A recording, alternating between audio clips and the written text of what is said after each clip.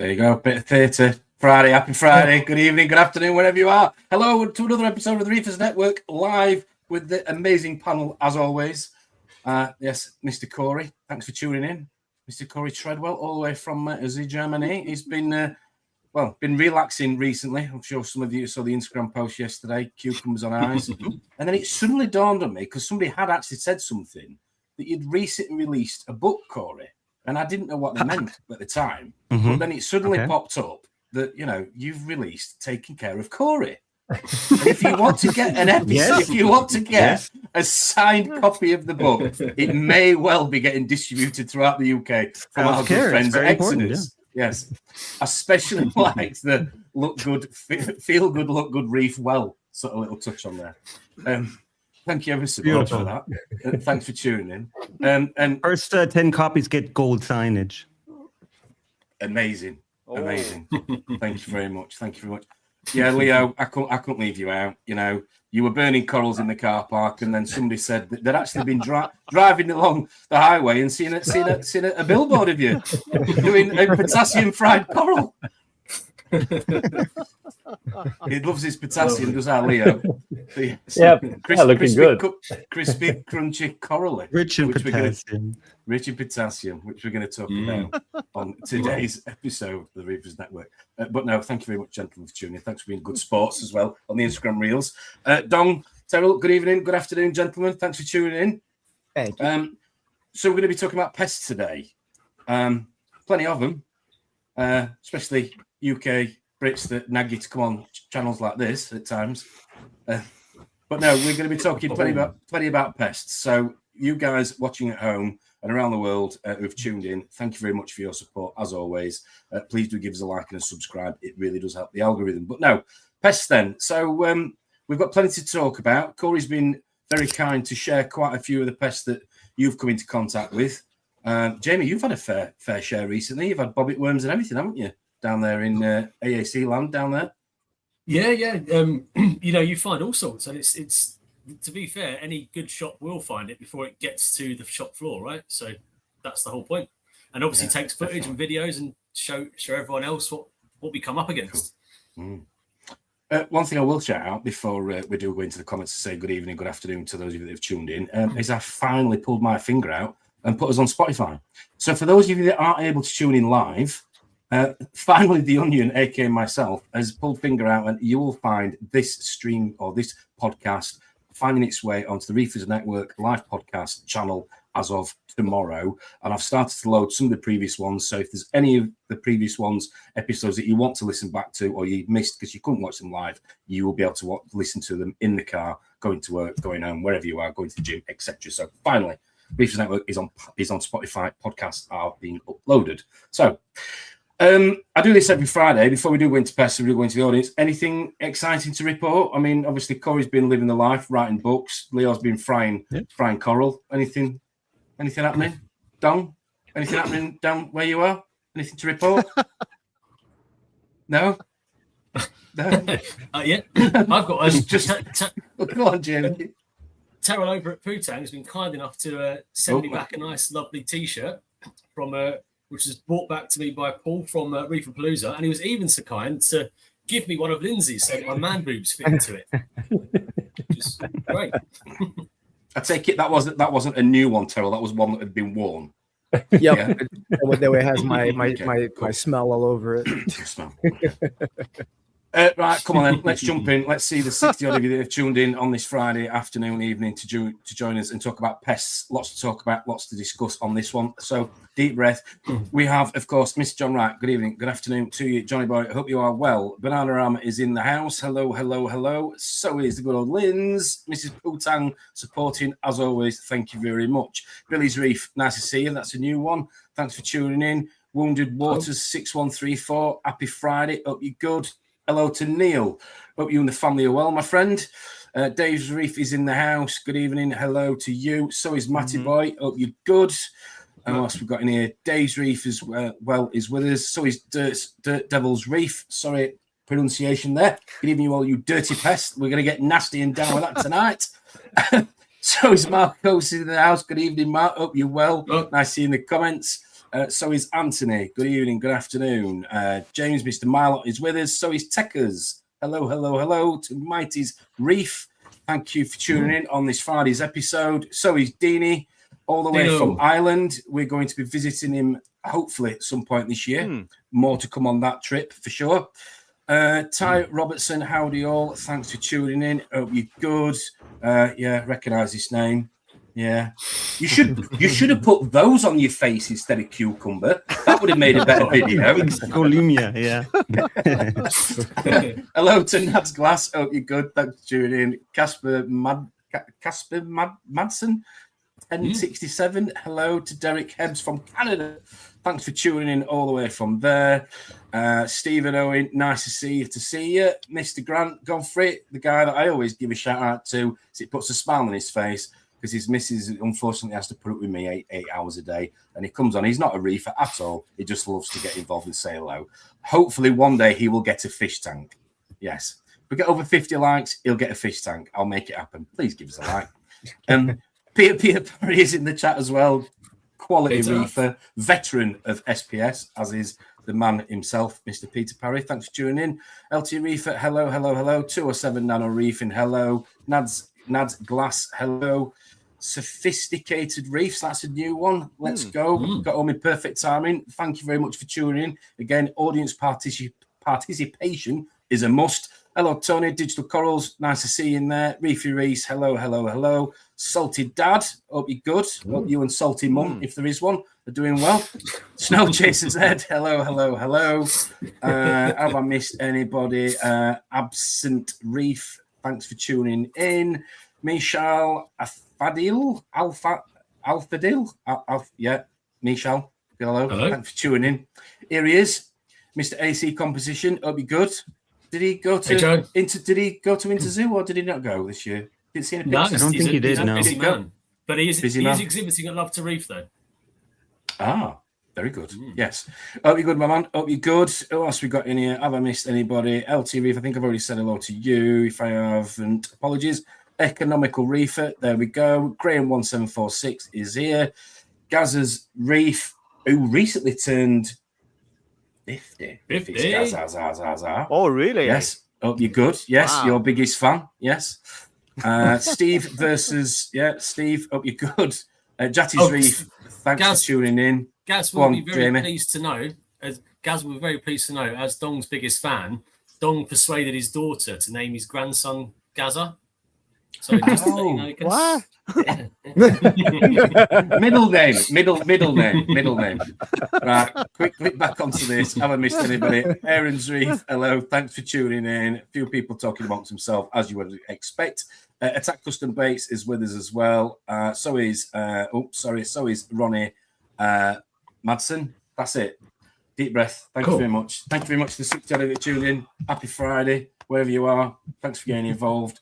So we're going to go straight with pests. As I said a second ago, there's plenty to talk about.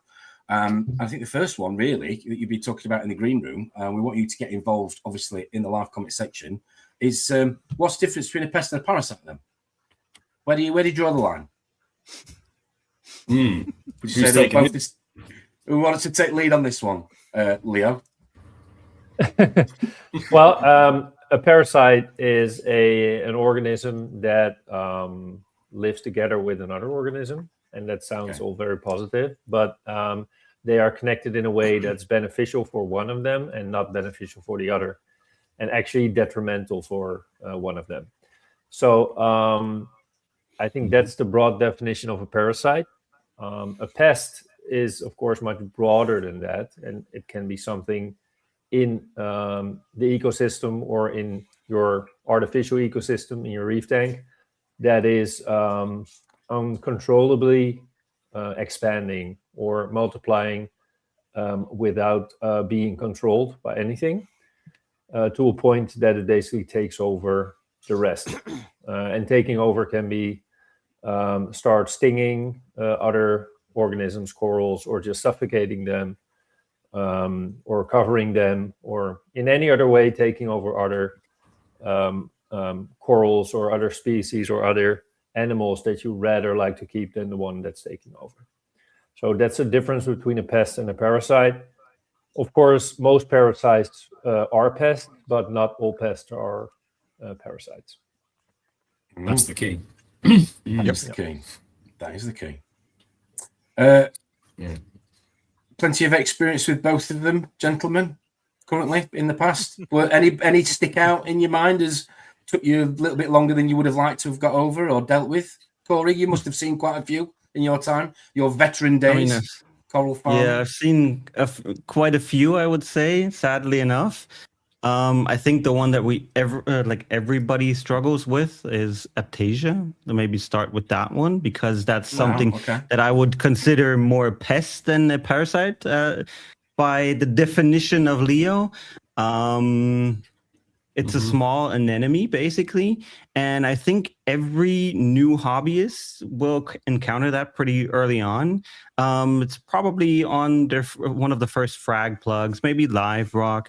Small anemone, looks cool in your tank, something new popped up, one here, one there, you're happy. And then all of a sudden you have from 2 to 4 to 8 to 16, and then suddenly the whole tank is full and you don't know what's going on. Your other coral are struggling. Yeah, I think that's the biggest pest that I struggle with once in a while. It flares up, I would say. I once saw somebody selling them, and it wasn't me, in case anybody jumps in, on eBay as a coral back in the day. Really? Yes. I mean, he's technically not wrong. I've seen shops years ago sell Majanos as like flower rocks. You used to be able to buy those. But now, of course, we know they're probably worse than Aptasias because they're slightly more difficult to eradicate, and they look nice to a start. A newbie in the reef hobby, they look nice. And as Corey says, you're something's growing. Yes, I'm going to leave it well alone, and I'm going to try and feed it. And before you know it, Terrell, pest. Sorry, Dog. Terrell, pest with you. Did Lindsay think that the moustache was a pest when it first started showing its face, or did he just give up in the end and just gave way to this mammoth? No, she embraced it from day one. Okay. I mean, it was a full on. It was a mustache family, you know. Okay, fair enough. Go on, Don. What were you going to say? You were going to jump in there with something. My first coral is Aptasia. Back in 2004. At that time, all the live rock is so expensive, right? I just got into the hobby.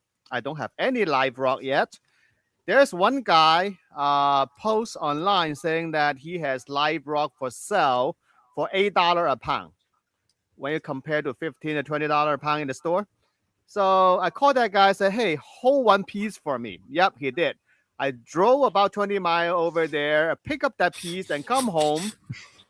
And on this piece of live rock, there's a tiny little anemone on it. I said, wow, that's my first coral. I was taking care of it so carefully. Right now, and I realized that it's an Aptasia, and then you're moving around. I said, yeah, from this end of the rock and go to that end of the rock, and somehow he died because of the poor water quality. Wow. Okay. How bad was that? Okay. All right. So you're saying Aptasia then, Coral. Anybody want to second that? So we're saying Aptasia is one of the biggest pains in the asses we've dealt with. Any other standout pests?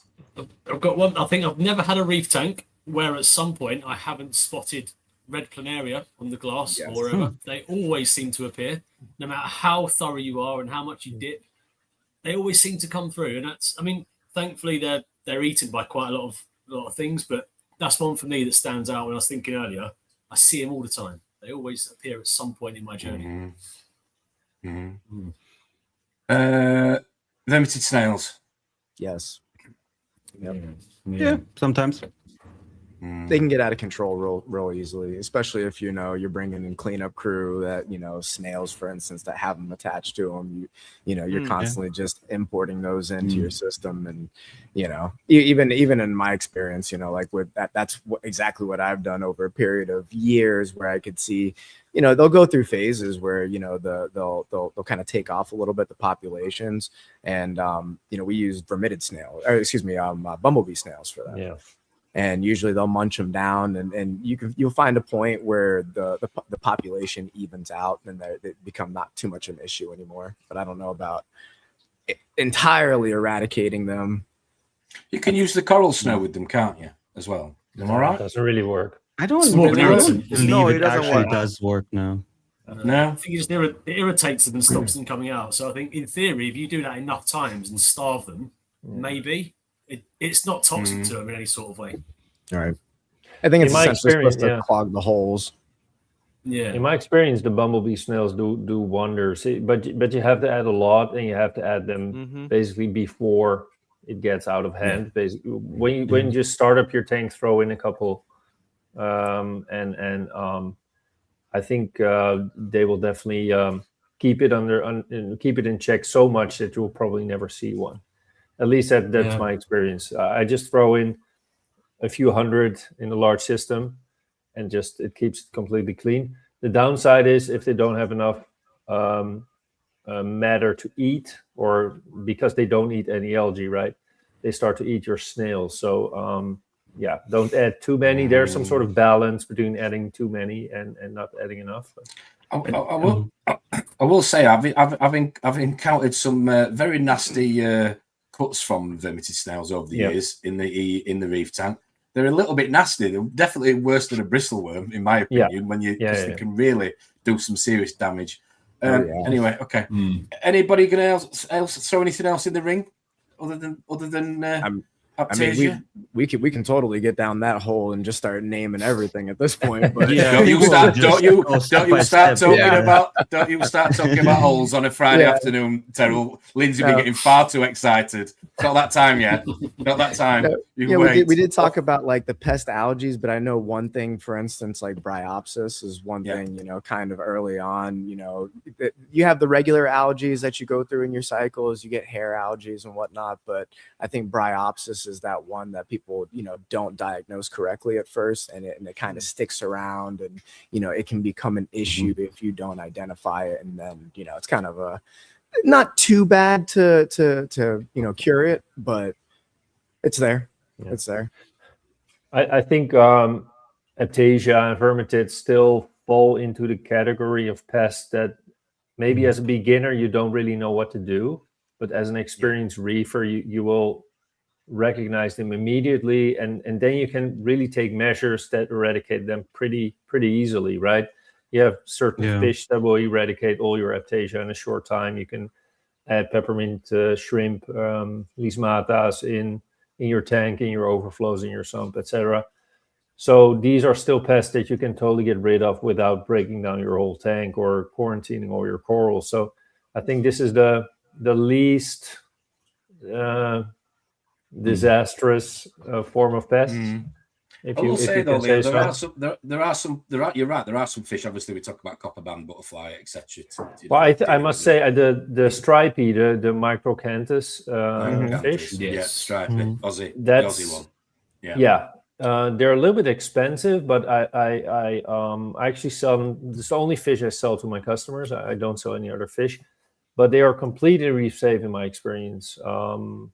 They get so big, they get massive. Well, they get like 12 centimeters max. They don't get that big. And I kept them at home with softies, with LPS. Obviously, I keep them with all my acros. In all tanks, there are at least 2 or 3 of them. And I never see any Aptasia anymore. Not one of them. I haven't seen Aptasia for more than 2 years. Because I keep the. And are they hardy? I never kept one of them. They're super easy. Super easy. Mm-hmm. They're just a little bit expensive because they come all the way from Australia, but they are I think one of the most easy fish to keep. I think they're very. They look a lot like those. Argus fish. The scatfish. They're very similar. I think they're an ugly fish, personally. I do. They're very ugly. They just get really big. They get really goggly eyes, and I'm sure that they will start nipping on something if there's no Aptasia. I'm pretty confident of it. Yeah, but those stripies are very reef safe even with zoanthids. And what I also got back from a colleague, another farmer, is that they also pick on the Majanos. They will also eradicate all of those, which is a big plus. Yeah, they do. Yeah. So They do. if your tank is big enough, they're definitely not a fish for small nano. But if your tank is like 1 meter, 120 centimeter plus, you should definitely consider one of those if you have an aptasia problem that gets out of hand. And how are they with other fish? Just incidentally, They're very active for sure, but they're not aggressive to any other fish, except sometimes to like same species. So if you keep them in a small group, they might pick out the weakest individual and tease them a bit, but not like tanks or surgeon fish. Those are much worse. The one positive as well, and we say they get big and they're not for everyone's tanks. One positive about stripey is they're quite a stupid fish. They're very food driven. So if you have to trap one, they're the easiest fish to trap. It's easy. Yeah. Actually, when I sell them to my customers, I actually just I'm able to catch them from the farm systems just by dropping in a bit of food and just get a net. So I don't need to keep them in separate system to catch them. It's I was going to say another thing on the vermitid snail subject. Another one that's become an issue over time that I never thought was an issue was spointed worms. You know, the skeleton boring worms that get in there. So I've definitely seen where I used to misdiagnose what those were when they were coming in, and that the coral, like for instance, you know, with the SPS, they'll grow around the spointed, but I'll find there's a point in time where it'll eventually stunt it out. Or it'll end up killing the acropora entirely. But you know, and there's a few ways to go about getting those out that I found, but I can see where, you know, left unchecked, they can get really out of control. And even for me now, I'm seeing where, okay, now I need to go back and start, you know, pulling that population back down and individually treating. But that's one of them. If we encounter these, we just try to manually remove them just with a small drill, or cut it out, or just drill them. They go deep. They go really. They go really deep. And it sucks too, because sometimes if you know, I noticed that if you try cutting it out, you end up having to cut pretty deep down into the tissue, you know, into the skeleton itself. And sometimes you end up damaging more than what you really want to. But they do, I've found where, you know, if you take like, we've done a couple dips on them that have, you know, they can coax them out, and then you can actually take like a little turkey baster and blow them out. But they colonize down into the hole. So out of one hole, you can end up pulling 4, 5, 6 out. So you can see where, and again, you can glue that hole and they'll bore out somewhere else as well. So it's on a similar vein, but maybe not so destructive, is have you ever seen those parasitic barnacles that come in sort of torch heads, and you see the feeding arm coming out top? I mean, I've probably broken more heads of torch trying to kill those. Now I just leave them be and watch them, and I find the torches can live, you know, without much damage happening. Harmonious. There's some dong fans here for you. I love me some dong. There you go, Don. I love me some dong. So over to you. Over to you. Well, for aptasia, I keep the aptasia eating filefish, but I found out that only the ORA version works for me.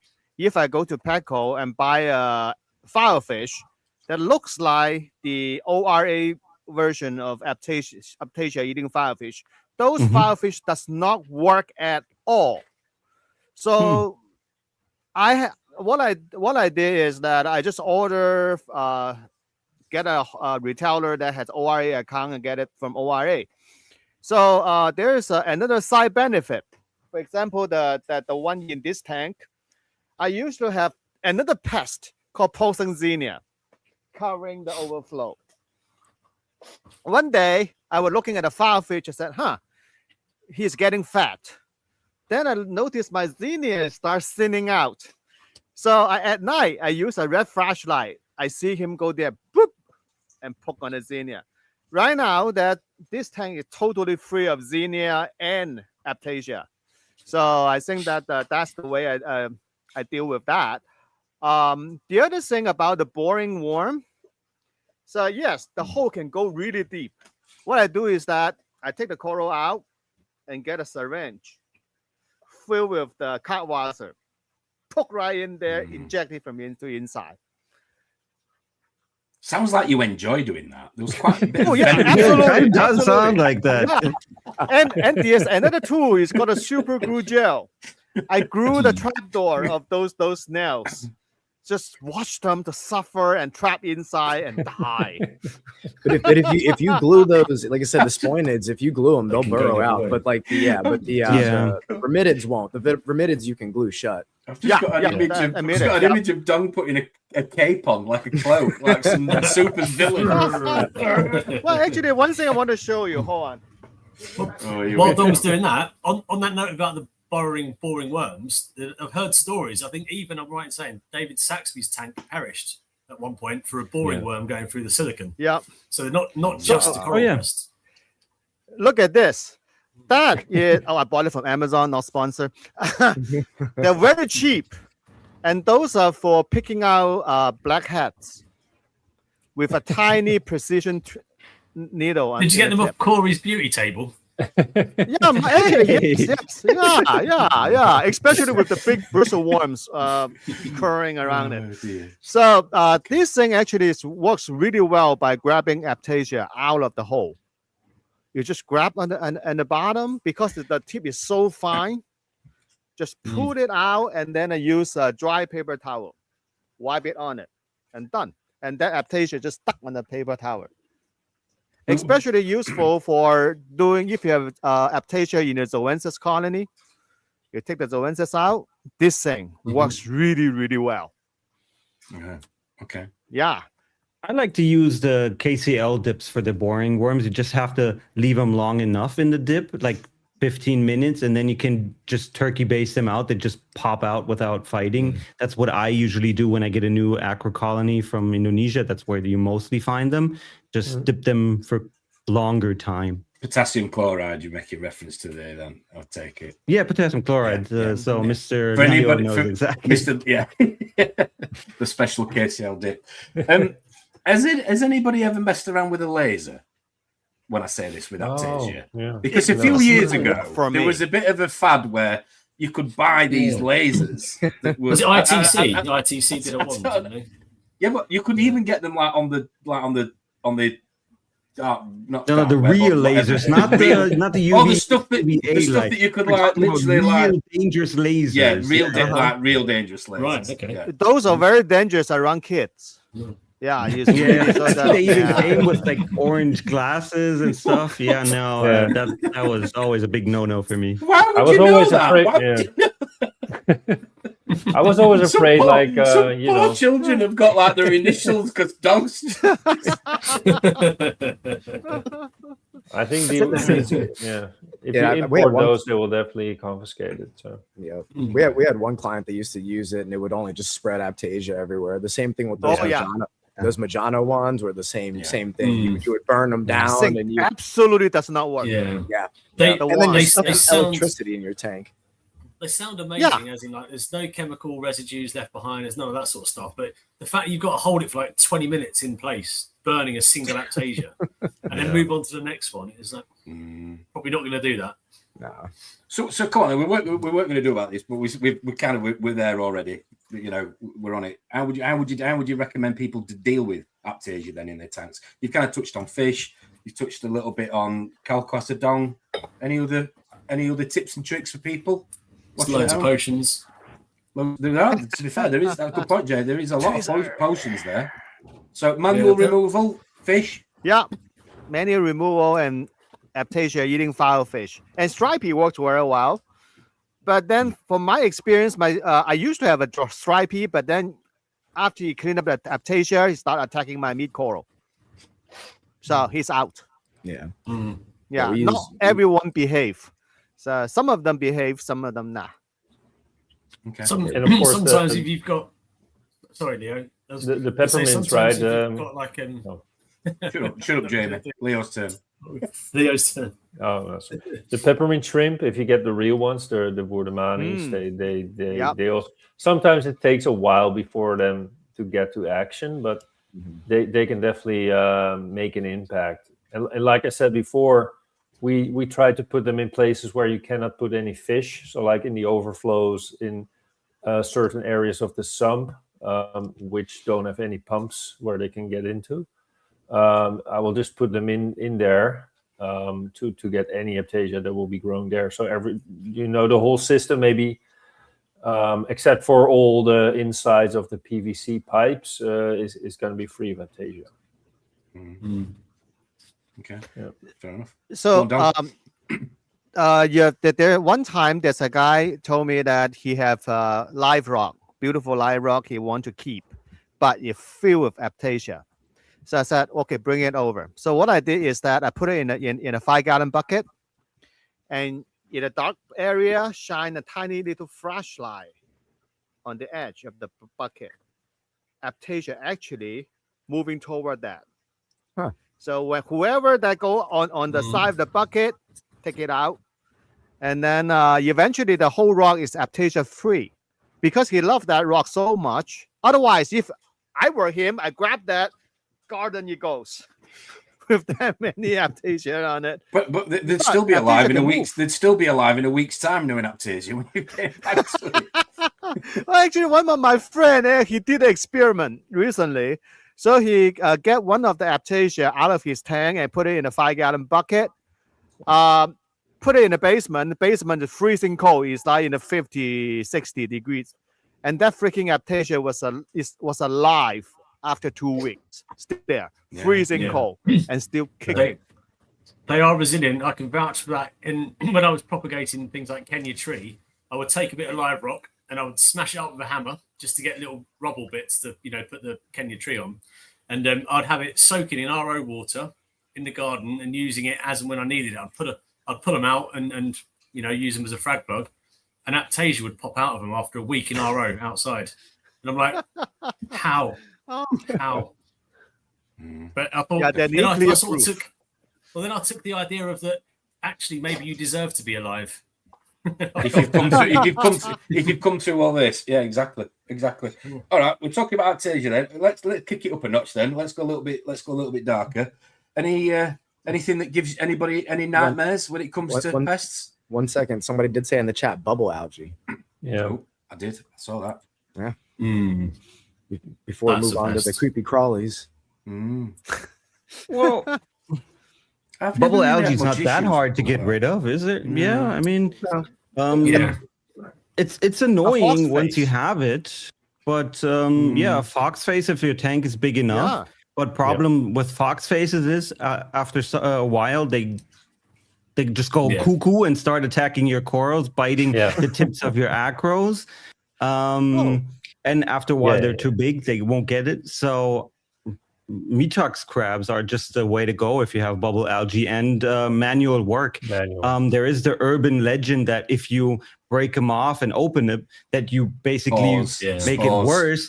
But that's the same thing that a crab or a fish would do. They bite it open. So that just doesn't make sense. So if you have enough, get in a toothbrush, one of the tools that Dong showed, the little scraper thingy, get in their tank, clean it up, and once it's gone, it's gone. Yeah. And then too, the popping bubble algae is addictive. Just like popping those. I really wonder what you'll get up to in that basement. I really wonder what you'll get up to in that basement. A bubble tea. Hey. We need to set up a camera in that. We need to set up a camera in that basement and have 24-hour access to it, like Reef Bum does on his fish tank. Down. We'll just watch you. Well, actually, there was a study done on the bubble algae thing. So they actually a laboratory actually take the water inside the bubble algae and look underneath the microscope. Nothing in there. It's just pristine water inside the bubble algae. Yeah. No spores or anything. Yeah. No spore. Nothing. No. Yeah. Feel free to poke it. Also, we keep saying over. Yeah. I've had that get out of control before. Yeah, that's something. It pops up for us early every year and way late in the winter time. We get like these big flares of ulva. I suspect something coming from the outside why it flares up. The gold ring cowrie snails eat it pretty well. I like them, especially because they're small and they also eat sponges, which could also be considered a pest as well in some cases.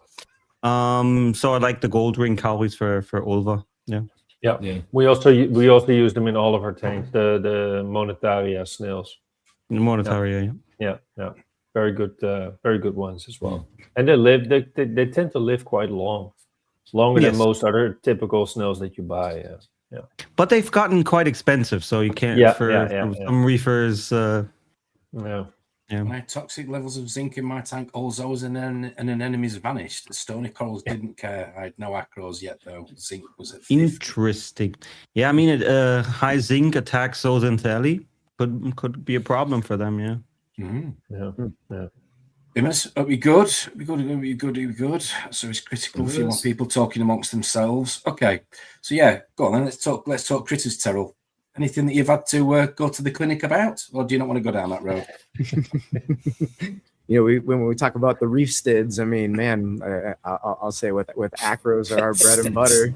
the reef stids. No, man. Hey, acro eating flatworms. Let's dive right into it. Is this a show and tell as well? So can we see something? Yeah. This is what it used to look like. Now it's all bumpy and chewed up. So all right, so you've gone there. Flatworm then. Flatworm. Flatworms now. Flatworms. Yep. Okay. The thing about flatworms is they are very, very species specific. There are so many of them. The biggest one people are most likely to have seen probably is the affiliated flatworms. Easy to spot, big white flatworms on the skirts of torches and hammers. I'm guessing people would have seen those if you go looking for them. Really, really pain in the ass things to eradicate. All your standard dips and potassium chlorides will make them fall off, but their tiny yellow egg cases will go through a dip. So you have to do multiple applications. Yes. Oh, look at those beautiful eggs as well. There you go. Scramble. That's a heavy infestation. You got two. You can even see the one on the right hand side has been feeding because it's got some coloration in its tissues. The green is carried through, and all those yellow sort of bubbly dots are the eggs, and that's actually quite a lot of eggs. A lot of the time, it will be a very, very small cluster of like 3 or 2, up to 5 eggs, and they're really hard to spot and even harder to remove, unless you really get a sort of scalpel or something on them. So they've been coming in.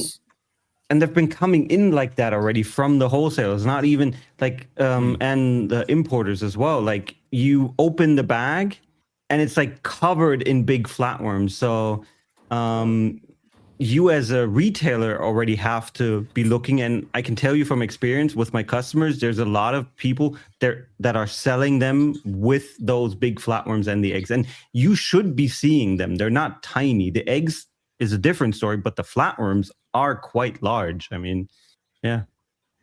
Ooh, scary thing. Scary. Ooh. Yeah, this is worse. I guess. These are bad. Yeah.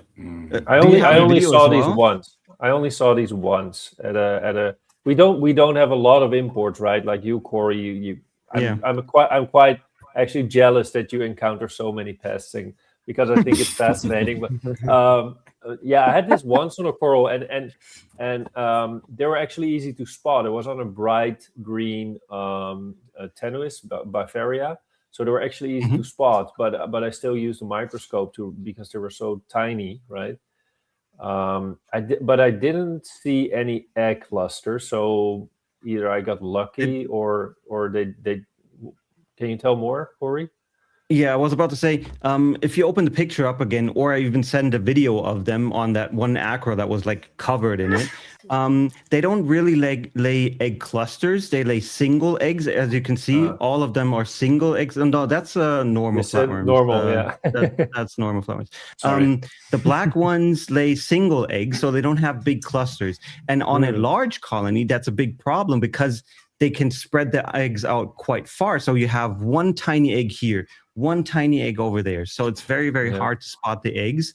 They are very often misidentified as black bugs because they're quite fast. They're very fast-moving flatworm. And they're not really flat. They're more like oval-shaped. kind of like more like a fluffy, like kind of fluffy, correct. And at night, and the picture you can tell they're basically sleeping in a ball shape. That's why the picture, they're not moving, they're basically sleeping. And the interesting part is how they feed. A normal aquapore eating flatworm is you have one here, one over there. They do their separate things on the aqua colony, eat a little bit here. Those basically hunt together. Oh yeah, that's the video. Horrible. They basically hunt together. They pile up and then eat upwards from the base. The base turns gray, not white, and then they just peel off the skin upwards. And then at nighttime, they scatter back together. So they're very daytime active instead of like the normal flatworms that are more nighttime active. Very, very hardy, very hard to fight against. Most dips don't work. Very high potassium works. Oil-based ones usually tend to work. That's why I started in the first place to make a dip. But if you get them, that's very, very hard to eradicate in a tank. Yeah. One thing I'll say about these flatworms is it's a double-edged sword. On one hand, the good news is they're very easy to kill and knock off your corals through a dip. On the other side is if you have them and you don't notice them, you will lose your coral. They are that bad. Yeah. Right? So it goes to show, like, you know, even certainly 10 years ago, even 5 years ago, off-the-shelf dips were not really a thing. We didn't do it as hobbyists. It's only become fairly recent that people are now doing it. So if I think back to 10, 15, 20 years ago when I was reefing and I was losing corals, you're damn straight it's probably pest related. You know, we just didn't know to do this. And now we know so much more. You know, for the sake of, I'm not just plugging a Niles dip, for the sake of a bottle of dip for 20 quid, I've saved so much money, you know? Yeah. So question on those flatworms, you know how like your regular accurating flatworms, how they normally lay eggs on, you know, your clustered, you know, at the base, and you can kind of see it on like the dead skeleton or the, you know, the bare skeleton. Are these laying same thing around like the dead skeleton, or are they laying them more into mostly dead skeleton, but very, very close to the live skeleton. So it's basically this twilight zone where you kind of think it's still a live tissue, but it's not. This is like the worst part where it's highly infected. That's why it looks like egg clusters. But if you have a frag or two, you just see single eggs. Like on one frag, you'll see probably like 3 to 5 eggs. You will never see that without a microscope. It's really, really bad. If you see, in my opinion, if I get a frag and I see one of those flatworms, I toss it.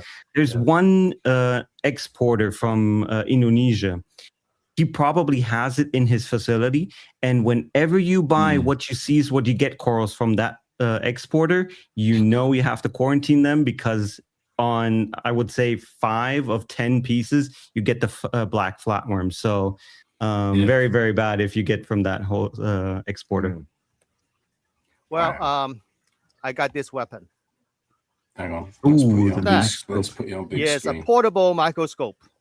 So you Yes. basically connect your phone so you can see, you can magnify the picture.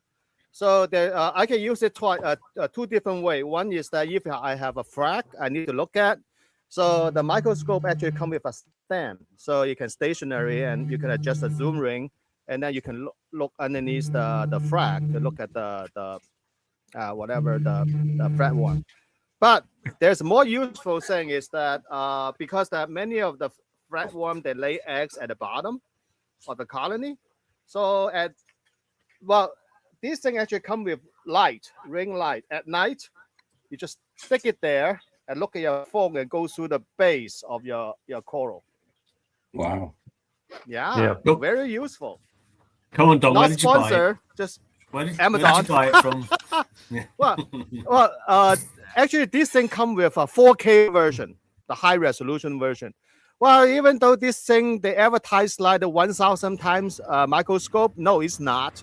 Probably like 100 times max, but it's perfect for our use. So also, I have to ask, they're so cheap. have you ever used it for anything that's not reefing related? We're all thinking it. For the Bristol worm, yeah. For microscope, no, this is perfect. Just for that. Yeah. No need. Just asking for a friend. We'll leave it there. Now, Okay. now Well, one you more open question. the possibility. One more question about those flatworms too to ask: are they the same egg sizes as your normal acro eating? Or are they smaller? Yes, those have the same egg sizes, just as I said, not clustered together. Like Tom had a different picture where there's the eggs of a normal flatworms. Not this one, the one that we said were the wrong ones. Yeah, Yes, this one. see that those are the clusters where it's basically, but there you would just have single one of those, which is very, very hard to spot. Yeah. Not like in those big brown oranges clusters. Look at all that horrible bubble algae as well. That's a really That's a friend of mine sent me that picture yesterday. He found it in they worked in the tank and then they saw that for the first time. Like, how did you not notice that your tank is that infested? Is there any coral left? Actually, yeah. No. So it's not the coral. It's not the coral that's moving. It's the pests. Clearly. Yeah. I saw a question from Yeah, from go on. Reefkeeper 1 about natural predators for these type of flatworms. So the flatworms that are parasitic for acros or euphyllias. And in my experience, they don't do anything. They don't make any difference. Maybe in my case, if you just feed your fish in a tank where there are many more fish swimming around, they're not gonna at least keep it under control. Maybe they will eat some flatworms, but not enough to keep it under control. I tried it when I was still a hobbyist, 15 years ago.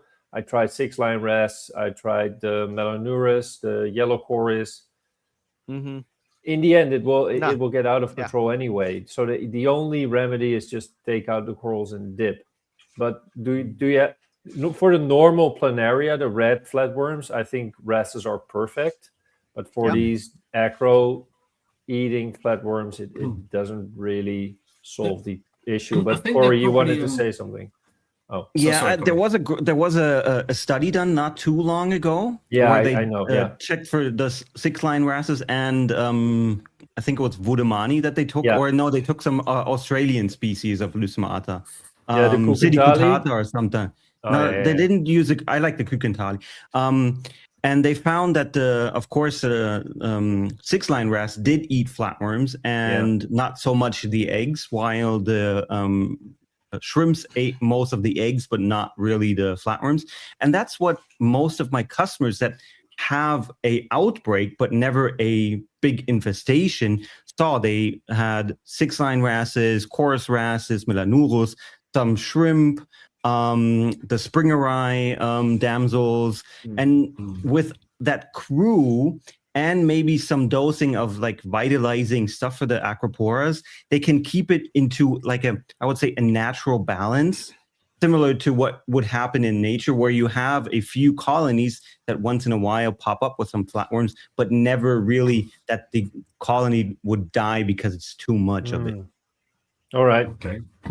I think out loud on this. Sorry, I'm just thinking out loud. I think Tom's got me thinking about. He says, "Are they such a pest in the ocean?" So I'm just thinking, like, in the ocean, 99 times out of 100, any acro or stag will have little communal crabs, the acro crabs that live in those colonies. Would they eat these sorts of pests and keep the mucus clean and things like that? And because we always dip our corals and kill these crabs off, there's no natural protection. Like, could that be part of the natural defense? I don't know. Just thinking. Yeah, I think there's another problem as well. I had a customer today, Casper, he was in the chat too. He asked me a similar question, why we have so many pests nowadays compared to like a few years back, and why is it that Australian corals never tend to have that many pests when he buys them? And I tried to explain these coral farms in Indonesia, they're not only farming corals, they're farming pests as well. If you go and take from a large colony of wild acro, just a few snippets, you won't have those huge numbers of cultivated pests like you would get from a Indo frag, basically, or mini colony. Yeah, and also because those mariculture farms are not natural reef systems with all the natural predators around, right? So if you take from a natural reef, pests are being controlled by natural predators, but on the mariculture farms, they're obviously not to that extent. So pests can, in those monocultures, basically, those pests can just multiply much faster. Yep. Wow. Yeah. But interesting thing, Corey, I always, I always thought it was wishful thinking, the natural remedies or all the RASes, but maybe I at some point just gave it up and just restarted the whole tank back in the days. But maybe if you have a different types of RASes and those shrimps working together, maybe it can make a difference. Yeah.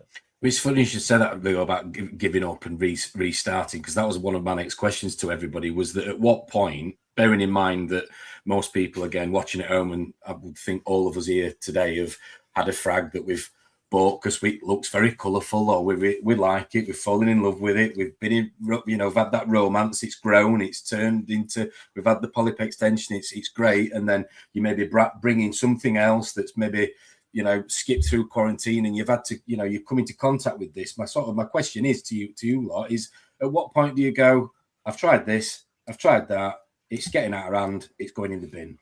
But at what point do you go, yeah, well, then you have to throw everything away, right? Do you end your relationship? Well, yeah, do you? I mean, you hear stories about people taking all the water out of the tank and spraying it with, potassium chloride, and does that work? And I don't know. I think our reaction is, mine and your reaction is very different to these four gents' reactions, in that as a hobbyist, we're probably going to spend more time trying to save something in our tanks. Whereas if you've got a farm and multiple assets there, you're just going to chuck it and take the risk away. Corey just picks another one, takes that home. Yeah, of course he does. Yeah, so as a hobbyist, you're probably going to invest more time and probably spend the same amount of money on the coral, on treatments and trying to do everything for it, because you're a pet keeper, should we say. When you're a farmer and you can't afford to take the risk, it's a very different situation, isn't it? Just get rid, burn it. I already told, I think I told it in another podcast before, but if we don't get a lot of imports, but if we just handpick corals and we bring it in and we do the initial dip, if we see anything comes off in that dip, I'm just throwing it away anyway. I don't even want to take the risk of putting it through corn. I basically want them to be clean, between quotes, when they come in already, because when they're already flatworms coming off, I'm just not taking the risk, I'm just tossing it. It's a little bit of amount of money, but compared to everything else, So we know they're not good. We know they're not good. We know they're not wanted in the reef aquariums. But what is the Corey, question for you then here? What's the difference between Euphyllia eating flatworm and Acropora eating flatworm? Is it just the type of coral they go for? Is it the size, or the one? I think, of course, it's a different species. To me, the Euphyllia ones are much easier to get rid of because they're so much larger, and you usually don't have like a whole tank full of Euphyllia. You usually have a few colonies. You pluck them out and put them back on frag plugs, and then have them on your frag rack, and then inspect them for 2 weeks, 3 weeks, and then the problem is usually fixed. So in my opinion, they're much less of a problem. I've been playing around because a friend of mine, he tried something out, and it killed the eggs, and I've tried that too. And so far, the colonies that I dipped and left the eggs, none of them hatched after, and it's been now over a month. So I've been trying that out. But to me, the Euphyllia ones aren't that big of a problem. That was something that I took a picture of. I don't know what it was. Those are not the Euphyllia eating flatworms, but it's some type of Vanomia, like normal flatworms that you usually would see on the tips of the Euphyllia. But those were living on the bases around. didn't seem to harm it, but of course, I don't think the Euphilia would love it overall, something crawling on them. That was the first time. I've never had that before. Those were Australian Euphilia when we could still get Australian Euphilia. But those are usually easy to kill. I would say, I don't know a single dip that wouldn't kill them. Even if you don't have the super high-end aquarium dip at home, some potassium chloride, even Dong said potassium nitrate would kill them easily. Yeah. These are fascinating. They are fascinating, those, because let's face it, all the minds, all the brains on this chat, I'll take myself out of that. We don't even know yet whether they might be beneficial, because everything has got a predator, and a lot of these pests have obligate predators. Look at like harlequin shrimps only obligately feed on starfish. Everything and what they call varians, blue velvet slugs, only feed on planaria flatworms. There could be flatworms there that are predating on the Euphilia flatworms that we don't know. There must be a predator for them, right? Yep. So we might learn in future that those flatworms are actually the good guys, and they're the ones we want to see. And because there's no sort of tissue recession around those, it doesn't look like they're doing anything. Yeah. But, not saying they're not, but it could well be that there will be a predator for the bad stuff. We just don't know what it is yet. So, I mean, look, the argument is just kill it all and be done with it. But we don't know enough yet. It's fascinating. Like you said too, with the Euphilia flatworms, I've seen flatworms, like for instance, get on like gonopora, on the polyps and everything. Or I've seen them actually like sit on the torch polyps, and it's more of like an unsightly thing than an actual like it's killing it. But then, I feel like, your Euphilia-eating flatworms will generally munch on that flesh down there. But the eggs are, it's like you said, it's generally easier to beat them because a lot of the time you get this nice stem, and it's easy to spot the eggs on it versus, on your acro-eating flatworms, they're around the base, they can get underneath the crust, they can really get everywhere that you can't see.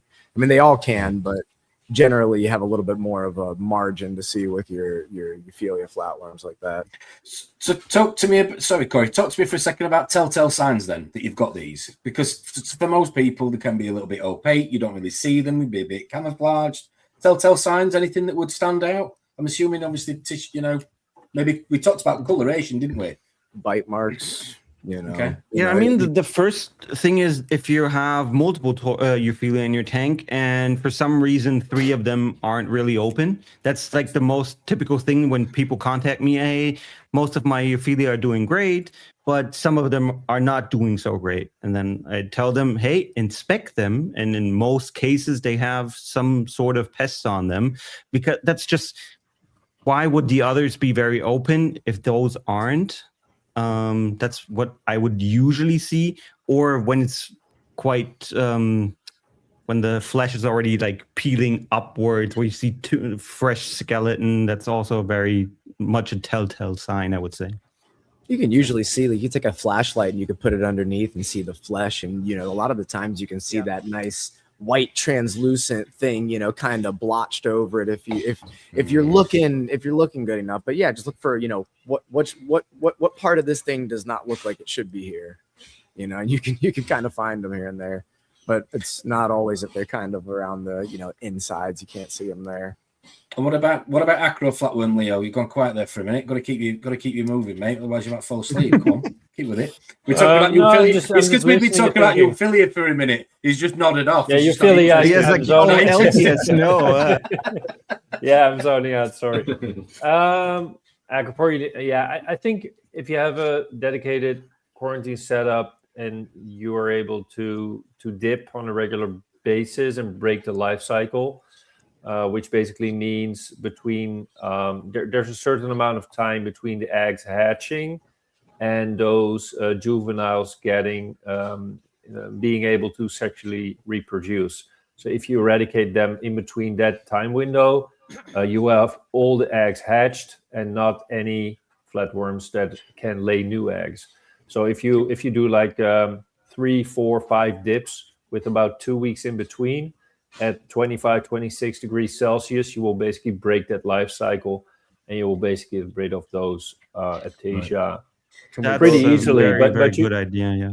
Yeah, but you need a separate system preferably a system with a quarantine system with multiple sections, which are completely separate. So you can actually, after dipping, move them to a new system, which is 100% free of any flatworms, and just alternate in between, and in between disinfect the other one. But as a hobbyist, that's going to be very hard, right? So what I would do as a hobbyist is just remove the base where the flatworms tend to lay their eggs. And, you have to offer up that nice base of your frag or your colony, and just give the coral a very good dip with a good dipping product. Make sure you get rid of all the flatworms. See if they're really stunned or dead, preferably in the bowl, so you're sure they don't revive after putting it back in the tank if someone is left out. And I think that will basically give you a 99.9% chance that you don't bring any flatworms into your tank. But to be really sure, just buy from a source that you trust, a store or a farm, or that they take care of the corals and they quarantine, or and otherwise you have to do it yourself. But that's how we do it. But I would definitely recommend to cut off the base and give it a good dip. Yeah. For your acroating flatworms, I correct me if I'm wrong, but I believe the life cycle for them from hatching, from egg to or from hatching to adult, laying is roughly like 10 to 14 days or so. Yeah, it depends. It really depends on the temperature. The higher the temperature, the faster the metabolism is. So if you keep it around 25, 26, and you do it after 2 weeks, you're in a safe zone. Yeah, I think the paper showed that the egg hatching was about 40 days if you lower the temperature just a bit, so you can stretch it out a little bit more, or go down, I think, to like 23 days, something like that. Yeah, so 21. multiple dips will be 21. So multiple days, multiple dips will be necessary to really get rid of everything. Yeah.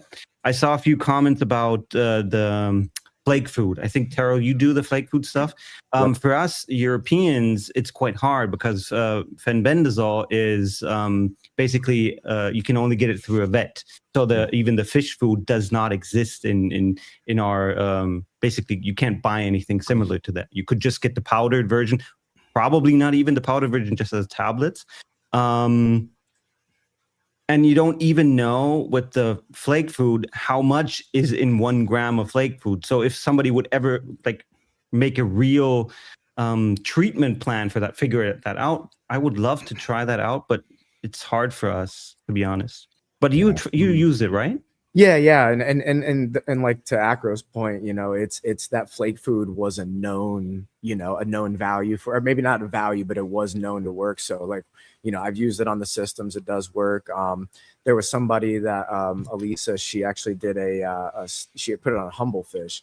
I believe she isolated the eggs. She found them in her system, isolated the eggs, and over a period of a few days, a week, she noticed as she was dosing them, it would actually, the movement would stop inside the eggs. So I don't know if it soaks up enough, or if they take it into their body, or if it just permeates the egg, but it's worked for us. Wow. So the fenbendazole will kill the pulsing xenia, right? Yes, pulsing xenia, GSP. Any octocoral, so anything that's not a discosoma, zoa, or something, every soft coral will die. Leathers, leathers, GSP. Yep. Yeah. But everything else, clams, totally fine. I mean, everything else is powered right through it, no issues, but it will stay in the system. So interesting. Can I just jump into the comments? I know we're going to go a little bit backwards and forwards here. Just going to involve some people who've got some questions. Going a little bit backwards towards algae for a second. Economical reef. I'm struggling with a copper brown sort of algae. Tank is 1-year-old. SPR's great condition, but struggling to get rid of it. Is it the copper brown one that's covering the frag tiles, like a very fine, not really a hairy algae? Because if so, not even like a dust. It's basically Yeah, it's like covering, like it looks like coralline algae. That's what we sometimes see in our farm.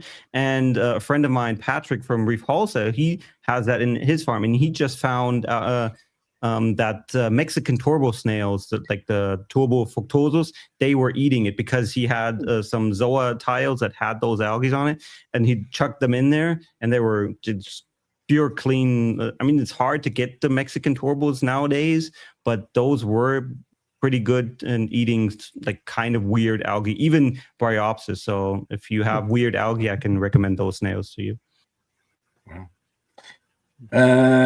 We didn't go down this wormhole on chemicals, but anybody want to answer this one, or antibiotic, should I say?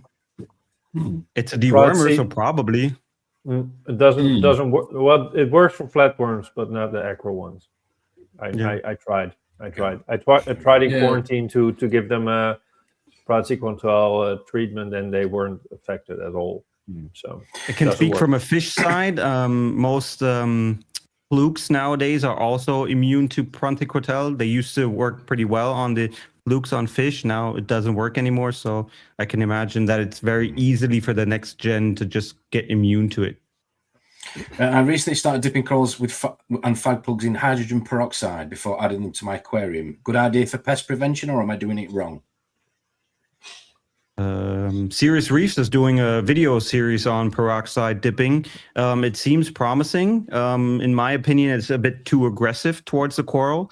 It works quite well. There are certain pests, we'll probably later on get to one of them, that you can only treat with peroxide. It works. Personally, I would use every other dip rather than peroxide for most pests, but yeah, it works. I would just cut the frag plugs off. I think it also depends on which coral, right? I think if you have like zoanthids, it's completely fine, but if you dip an acro in peroxide, it's probably end of story, right?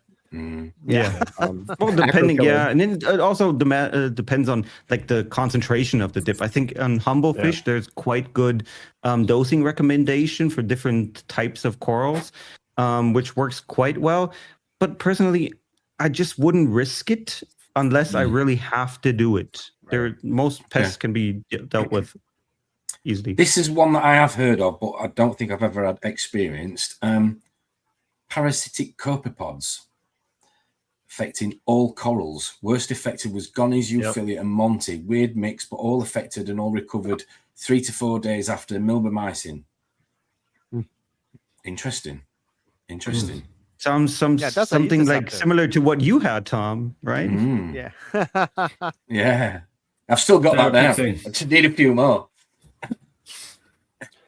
A very long time. Yeah, I think 10, 15 years. Yeah, must be more than 10 years ago. I sometimes bought those small bags of pods, like copepods, and I think there must have been a copepod in there that was potentially parasitic to various types of corals, because I think I got them through those bags, and it really looked like this story. They were actually parasitic on multiple corals, so not only acros, but also they will also attack the Montipora, so it can definitely be some pod that attacks certain types of corals. Actually had a local client thinking about it. He was losing torches, and he found that it was a parasitic copepod, and he actually isolated it, put it under a microscope, and he was trying to dip it in a couple different things. And as it's sitting in there with a little bit of torch flesh, it's just munching away as it's being dipped, and just oh my god, kept punching through it. So, and I did see in the chat too for those new acrorating flatworms, Prazi does. We have been hearing Prazi works for those. So, I don't know what dose or anything, but I think we're on. Go on. That's the thing. We're not talking about. Oh, sorry. Sorry. Go on, Dong. Wake him up. Wake him up, Corey. He's been asleep for a minute. Come on. So I always worry about buying copepods. Because that there's many cases that people actually getting all sorts of bugs from those cocoa pod mix, because the grower themselves cannot even guarantee their culture is good or pure. So or they're harvested. And also here's an interesting story. There's a guy, he was selling the Bergia nudibranch, okay, and then the Bergia, so-called Bergia nudibranch, he sold, ends up on Montipora. They just So it turns out he's been selling the Montipora eating nudibranch to the hobbyist as Bergia. But and so he himself they're probably tiny. doesn't even realize that. Yeah, they're tiny, but then the thing is that And the tips look totally different. They're white. Right. So that is why that one of my customer brought them in at the Monty. I said, "This is not Bergia. This is Monty eating nudibranch." Get Leonardo's flamethrower out.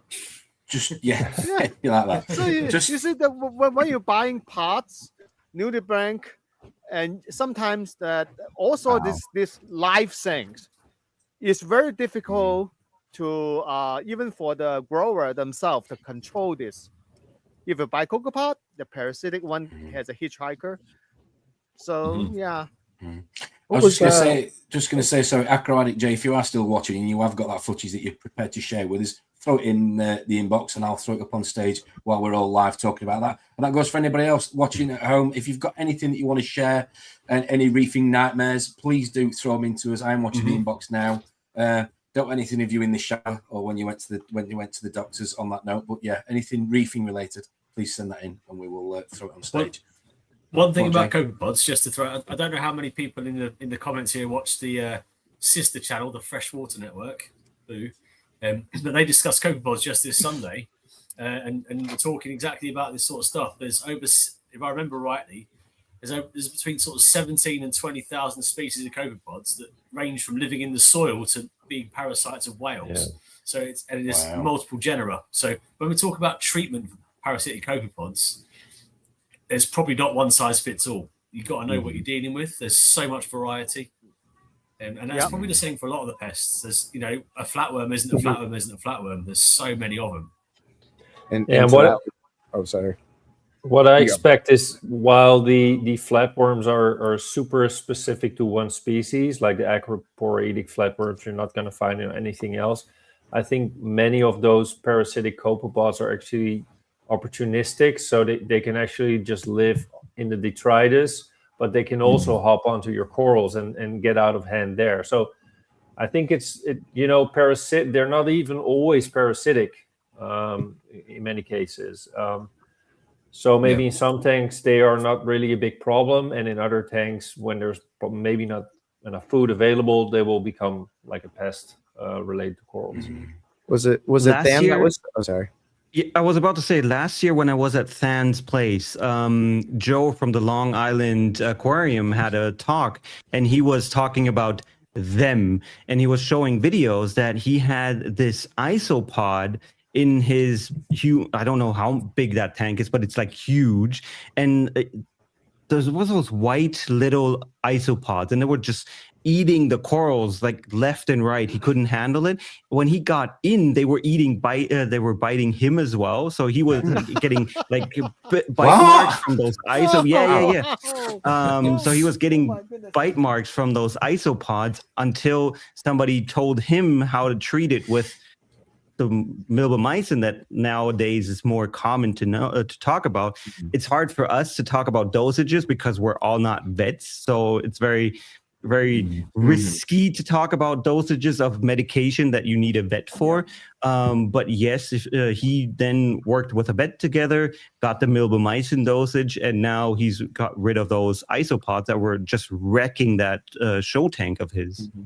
And wasn't Dan also mentioning that he likes to keep dragonets in there because the milbemycin kills the pods, but not all pods. And he said, hey, they will. If let's say you are treating your system with milbemycin and it is knocking out a majority of them, your dragonets will still be able to go through and pick whatever is kind of left, and that pod population does come back eventually. But I use them as well. The big ones, the ocellatos, Syncheropus ocellatos, the big brownish ones instead of the smaller ones, because they just tend to live longer and eat frozen food as well.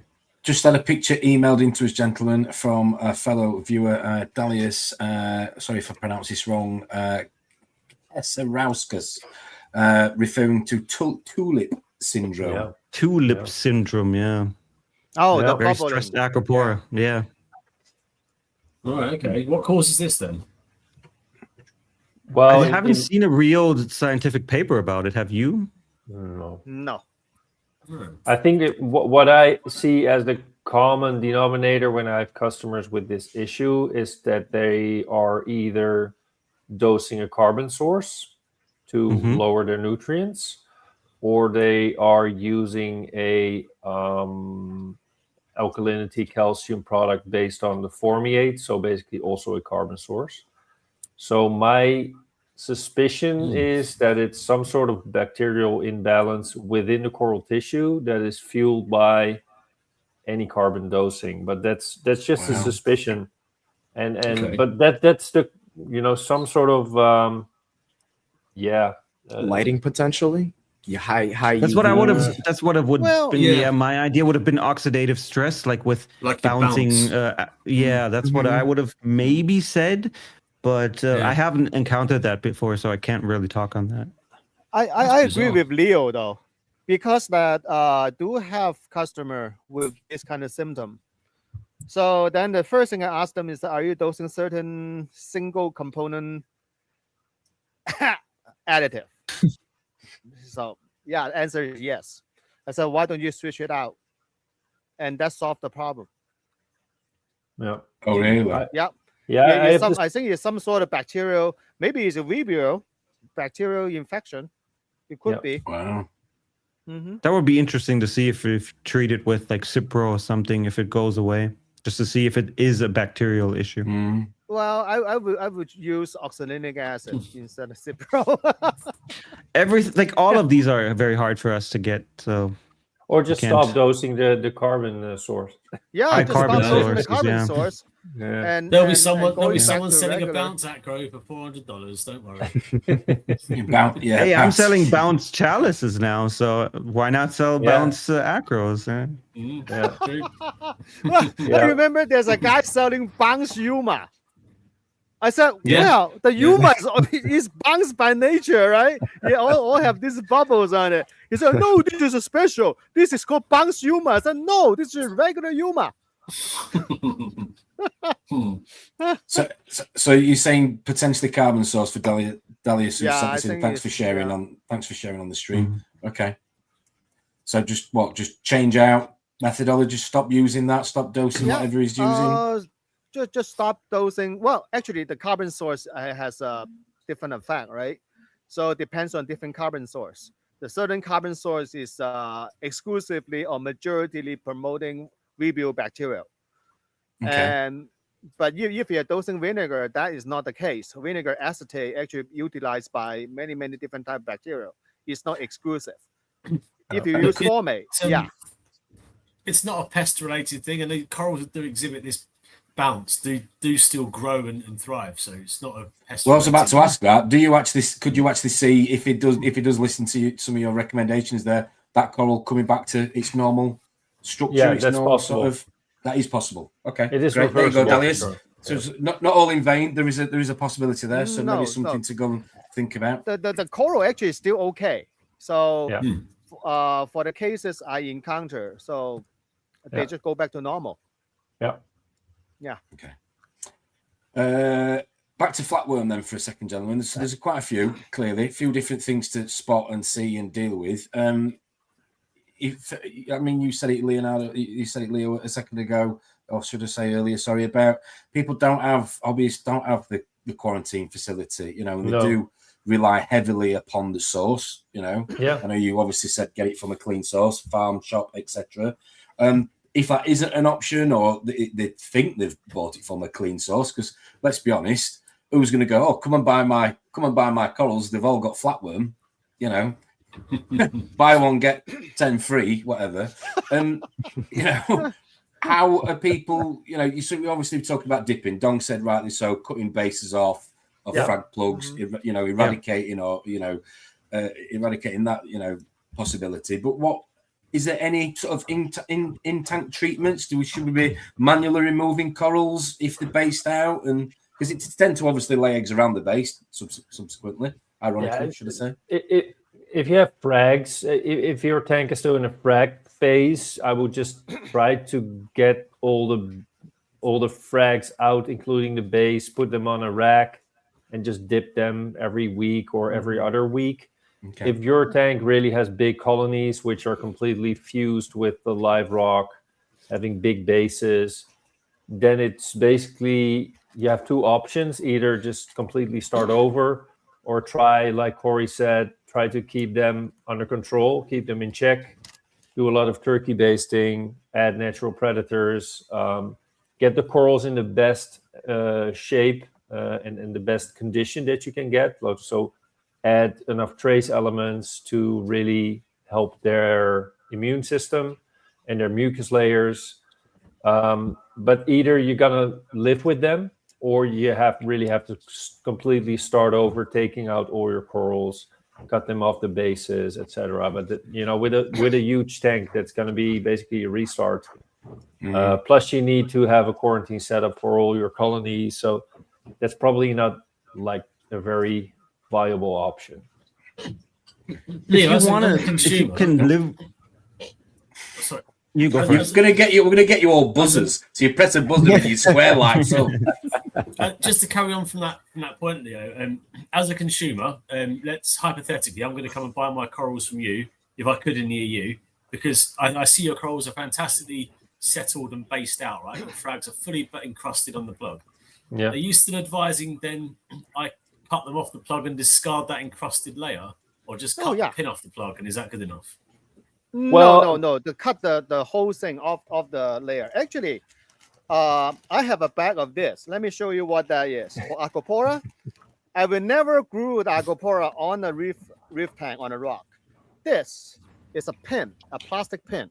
Now you can see. So it has a flat top and a plastic pin. So if I get a frag, I will cut the whole base off. Cut where the flesh is. So because that Aquapora flatworm, they only lay eggs on the edge. When you cut the base off, then you basically remove most of the eggs.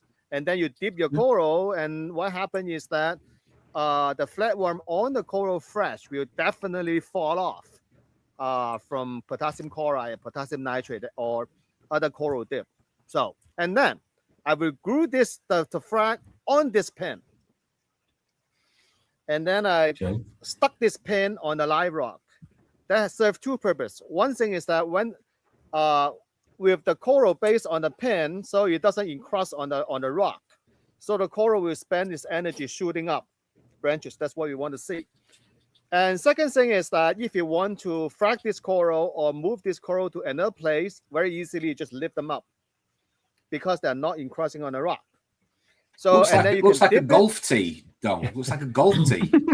Oh, it is but it's a smaller version of golf tee. For matter of fact, is it off Amazon by any chance? For Amazon, okay. For larger piece of coral, plastic. He has an Amazon affiliate for sure. No, absolutely not. Because it's convenient. On that basis, smaller Tom, frag. On that basis, then I'm just playing devil's advocate here. What benefit does it do then for the other sellers and farmers to ensure their corals are fully based out and healthy and look like a great piece to sell? Why would they go to the effort of doing that if we're just going to chop that off anyway? Are we better to buy from a chop shop that's just on a bit of super glue? Well, you have a very good question. If I buy the coral with the base encrusted on it, that shows that coral actually grow in the tank. Mm-hmm. And now I take this coral that grow in the tank, chop its base off. So that also minimizes my risk of getting infected by whatever it is. So if you get a piece of coral already on this little pin, hell no. So you always go. Okay. So that's why when I sell a piece of frag here, I always ask the customer, I'm going to cut the base off for you if you want to. Guess what? Majority of them will prefer to cut the base off using my frag saw. Okay. Yeah. Okay. If I may I ask for an answer from Terrell, Corey, and Leo as well, just to see how they would. I'll push back a little bit. I don't always cut bases off, and when I talk with people, I get a little bit on both sides. I get customers that really like encrusted pieces because, you know, when you do cut that piece, it does go into that, you know, recovery mode. It does go back into having to reestablish and start growing again. So some customers do find, you know, some reefers find value in a piece that it's been sitting in a tank for 4 months and already been growing. And then other, you know, people find value in being able to remove it from a plug. I've done both. I've done, you know, depending on what it is, if it's, you know, let's say if it's a wild colony that I'm getting in, you know, or mariculture, I know I'll definitely chop that on base because I'm not losing anything.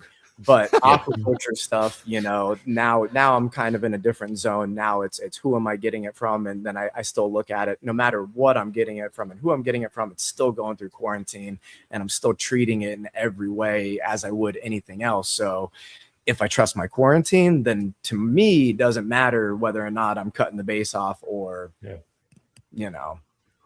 Yeah. That's just me, though. That's just me. Yeah, I agree. You just want to give the customer the option, right? It's there. It's there. If a customer does have can quarantine, they will probably choose not to cut the base off. And what Tara also said, and Dong as well, if a frag is encrusted, you're sure it is recovered. And I think that's the most. It's a showcase that the coral is actually good quality, or the frag is good quality. Yes. And Good, started growing established, again. And I cut the base off.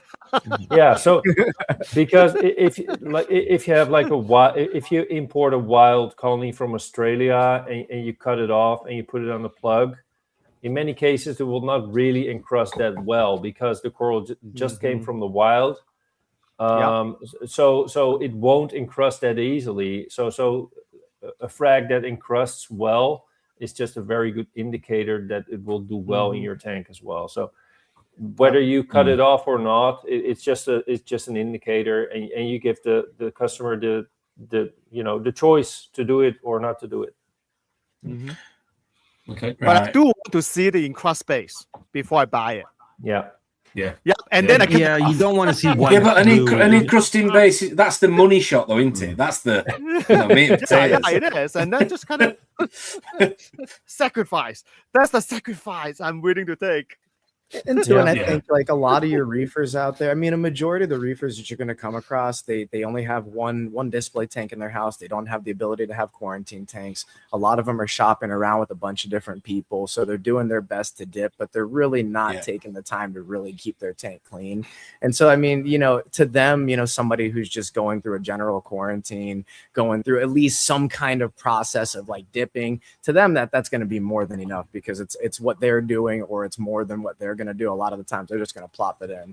But for let's say somebody that, you know, has they put a lot of money into their tanks, they've been collecting a lot of things, you know, they're gonna look at, you know, what's going to be the value of this one little piece going in versus, may I bomb everything else in this tank out because I want to keep a little bit of, you know, crust on there. So you know, you weigh out what's worth it to you to add to your system. And as your system progresses, you know, it gets more valuable to keep that, you know, in line versus adding, even if it's a $500 piece, you know, you still don't want to bomb the rest out over that much. So that can totally understandable, but the customer, the way I look at it, the customer do buy the base and they cut it off. Because when I sell my frag, I price my frag including the base. But then I suggest you to cut it off. So to minimize your risk. So you know, of course, that is another problem about those tiny little frags. That really bugs me. They sell online. The quarter, half-inch tiny little stick on a brand new frag plug. If you cut it, you end up with nothing. It's mostly a Yeah, US I would just thing. I don't don't buy see it in Europe. a Yeah, lot. it's not too much here. Yeah. Yeah, no. Calm down, calm think- down, calm down. I think we've realised though, Dom, you're the sort of guy that goes into Walmart and peels your bananas before you weigh them to pay for them, right? And then you walk out. No, Oh, he buys live rock, he shakes all the water off it so it doesn't weigh as much money. Okay. A second ago, we had, sorry, Leo, we had Acro Addict J was asking about, he was saying it had We the had issue that with question the, before. Yeah. Yeah. He was saying it was the same guy, sorry, that he was saying he'd got the flatworm issue. He sent me in some files while you guys have been talking. So this is his tank, lovely looking tank. Very nice. Yeah, nice tank. Yeah, nice. And he sent me some videos. Excuse me if I get the order I see. wrong, I see the cowrie snail, by the way, in top middle. Oh yeah, right in the middle. Yeah. Yeah. Yeah, that's. You would have to see it moving because. Yeah, hang on. I'm doing my best. I'm no Spielberg. Come on, give me a second. I'm trying. Oh, look at Tom. Do you see? Try this. Does it work? This is not good. goes. That's a fast little bugger. Yeah. Wow. If it's a copepod on living tissue, in most cases that's not a good combination. Yeah. Yeah. Mm-hmm. I mean, you do have some that don't really affect the coral. Yeah. But so if you have in coral and you see every now and again something on it, I wouldn't freak out. But if it's like always, if you continuously see little critters on your corals, then I would definitely that's on Euphilia white bugs. Those are the typical white bugs that you see on Euphilia on the tentacles. Yeah, milbomycin. Oh, yeah. Oh, look how many there are. Yeah. Yep. Yeah. Wow. In tank is always hard. If you would have dipped them beforehand, you probably could have reduced the risk of it. But once it's in a tank, very hard to get rid of it without medication. There is Like even iodine dips will definitely kill them. So yeah. That's That's good classic. Yeah. But what I will say is thank you ever so much for sharing that with us, Jay. Really do appreciate it. It's what it's all about, mate. It really is. Sorry, gentlemen, that's why I just saw that there. There was a question a second ago, and I'm going to try and find if I can. It was from the one and only UK veteran John Wright, and he was asking if I can find it about Asterinas. We were talking about this earlier, weren't we? If I can Friend find or it. foe. Friend or foe. I have an interesting take on those. Go on, then. Yeah. Well, I talked to Jake Adams in the past quite a lot, and he was a big fan of the Asterina starfish because they were basically part of his cleanup crew. But like all other bugs, etc., there are many different species. Some of them parasitic, some of them only eating algae. So in general, you could consider them a pest, especially in tanks that are overfed, where they can multiply very rapidly.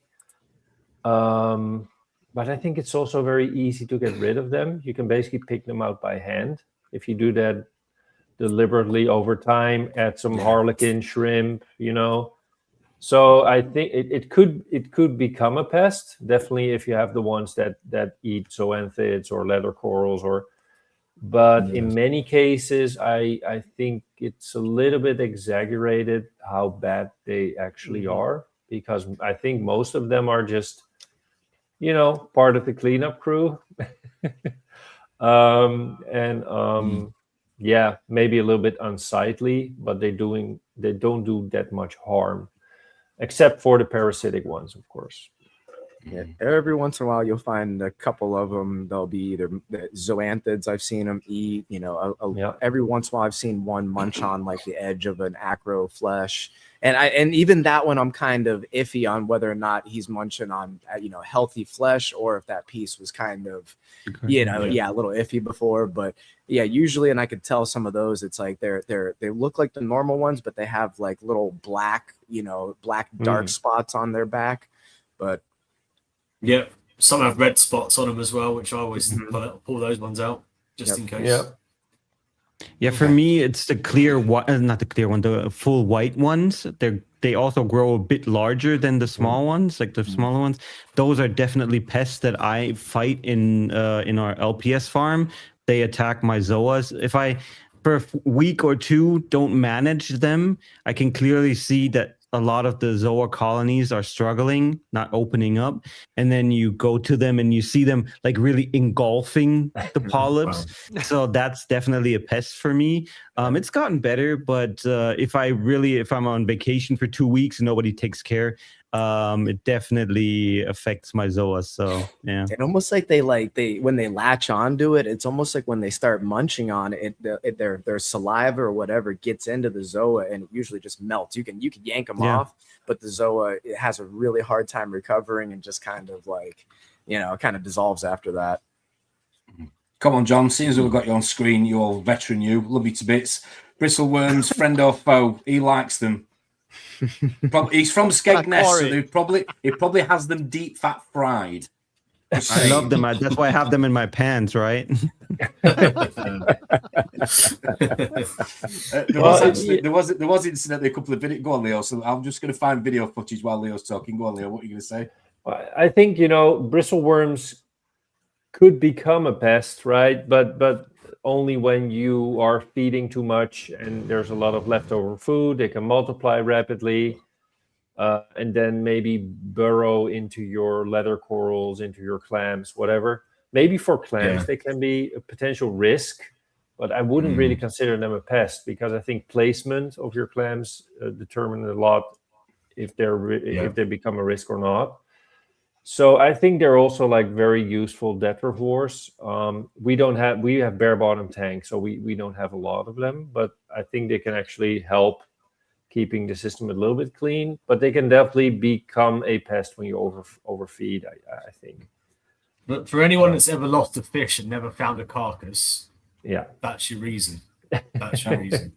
Well, since we're talking about worms, Jim. So ominous. Where are we going with this? So ominous. Jamie shared. Well, you came into contact with me. Which one am I going with? Let's go with this one to start with. Ooh, wow! Yeah. Burn it! Yeah, burn it with fire.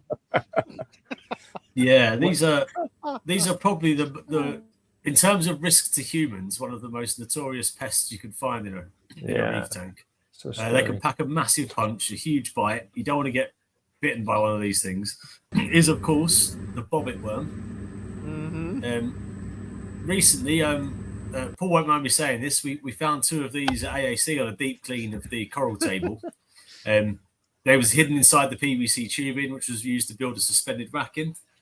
Obviously came in on some live rock as a tiny little hitchhiker. It'd been a couple of years since we deep cleaned this particular vat.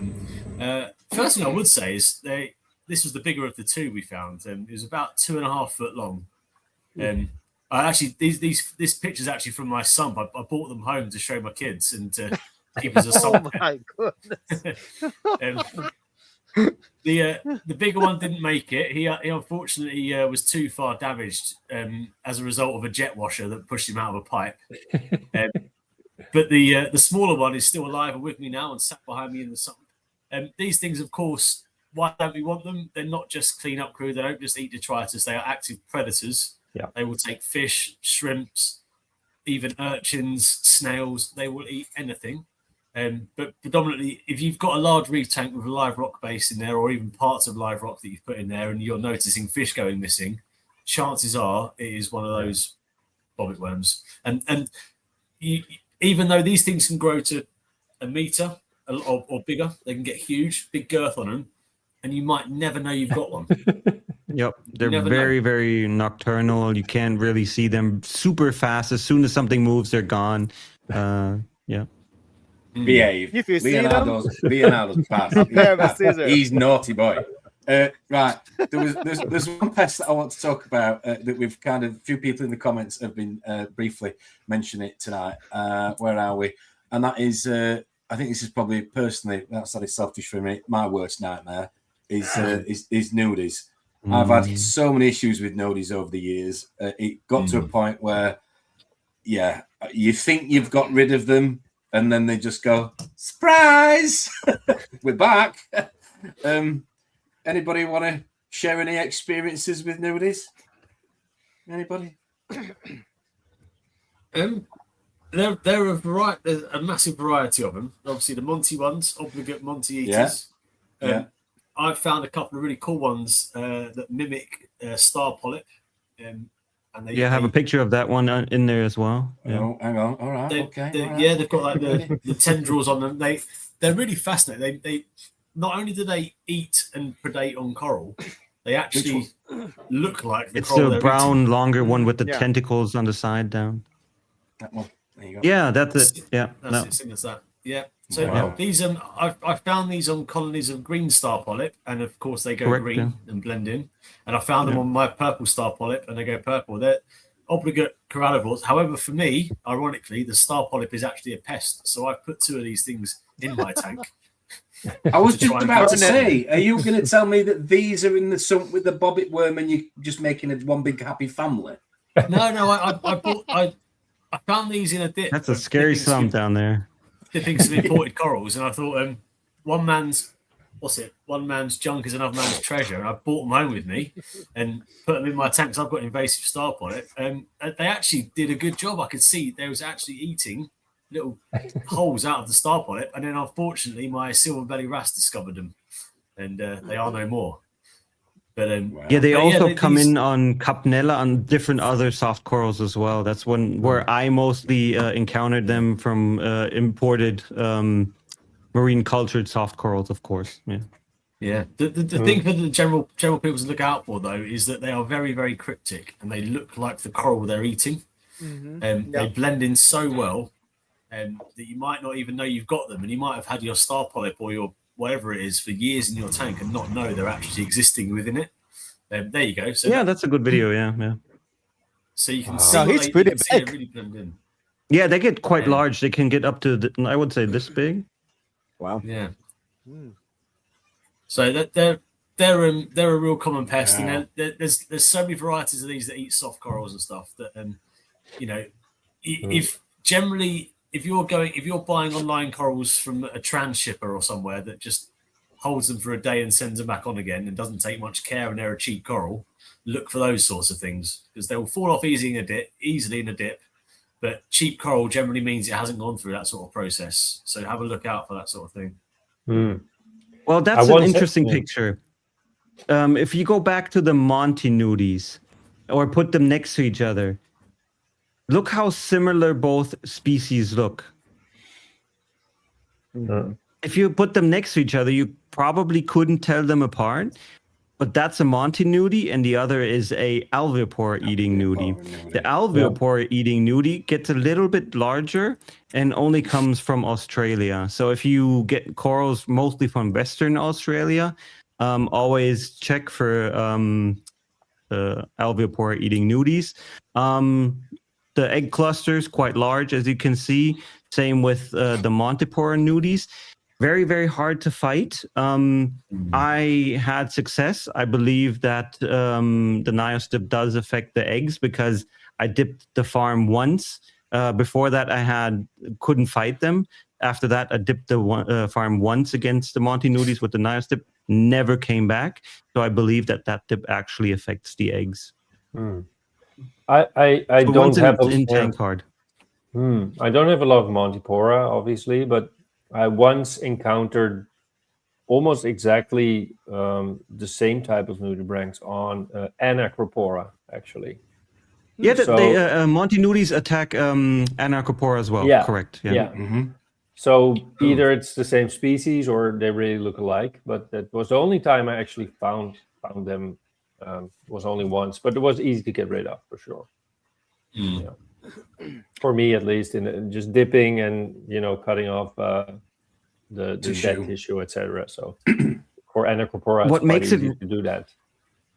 what makes it really hard to fight it in a tank or in multiple systems that are connected is as soon as the eggs hatch, they go pelagic. I've had that. I did a video while I was dipping and saw how the eggs actually hatched, and then you had those larvae swimming around in the dipped solution, and that was a big aha moment. So that's how, when you have a big Monty on one side of the tank and those small nudies suddenly appear on the other side of the tank, they didn't crawl over there. The larvae just swam over. So yeah. Does any one of you know that if newly hatched acropora eating flatworms are actually doing the same thing? Are they able to really cross distances? The paper said that. Some of the eggs stay on the mother acropora, but most of them are pelagic then. Yeah. Right. That's why you get those little hot spots all over the tank. Yes. Yeah, plus they can spread to other systems that are connected, right? Yep. Correct, I've had that where, you know, in one of my tanks when I originally had them, it was localized, and then eventually, you know, got through the pipes into another one and popped up, and they'll swim through. Yep. Well, that's not good. Anything you can do to tackle these guys you're talking about? Similar things like with the acropora eating flatworms. You have the Lusmata species, Vodemani, Kukentali. They eat them quite well. When I was in the States, I saw a store. They had like a little cleaning station where they had 30 of the Lusmata Kukentali in a net, basically. And whenever they would get new shipments, they would place the corals in that net. And then a week later, they would take them out. And they even had some, like they showed me some videos of them picking off the nudies. So I thought, that makes sense. That's interesting. Yeah, that's really good. Yeah. And presumably they leave it for a week just to give a chance for any eggs to hatch out during that time. Correct. And then... Yeah, and the shrimp also eat the eggs, so they clean it completely off. Very, very good ones are the camel shrimp, those bigger ones. But the problem is after a while, they attack the polyps of acropora and Potzilopora and stuff like that. So you can't really keep them in a tank. But they're very good at pest killing. Video's been sent in to us from Mark. Ooh. Leopard polyclad? Leopard polyclad, yeah. These get huge, don't they? Mm-hmm. Yeah, they get like...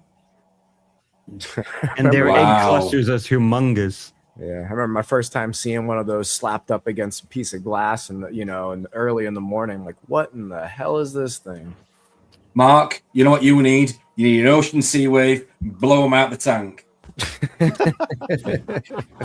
A good way, if you think that you have one, if you find a lot of dead snails or like empty snails or empty clams, is to take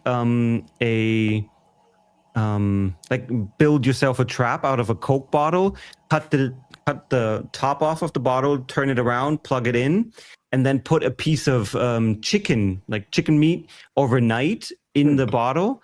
And by the morning, they usually crawl in, try to get the chicken piece, and then you can just take out the bottle with the polyclad.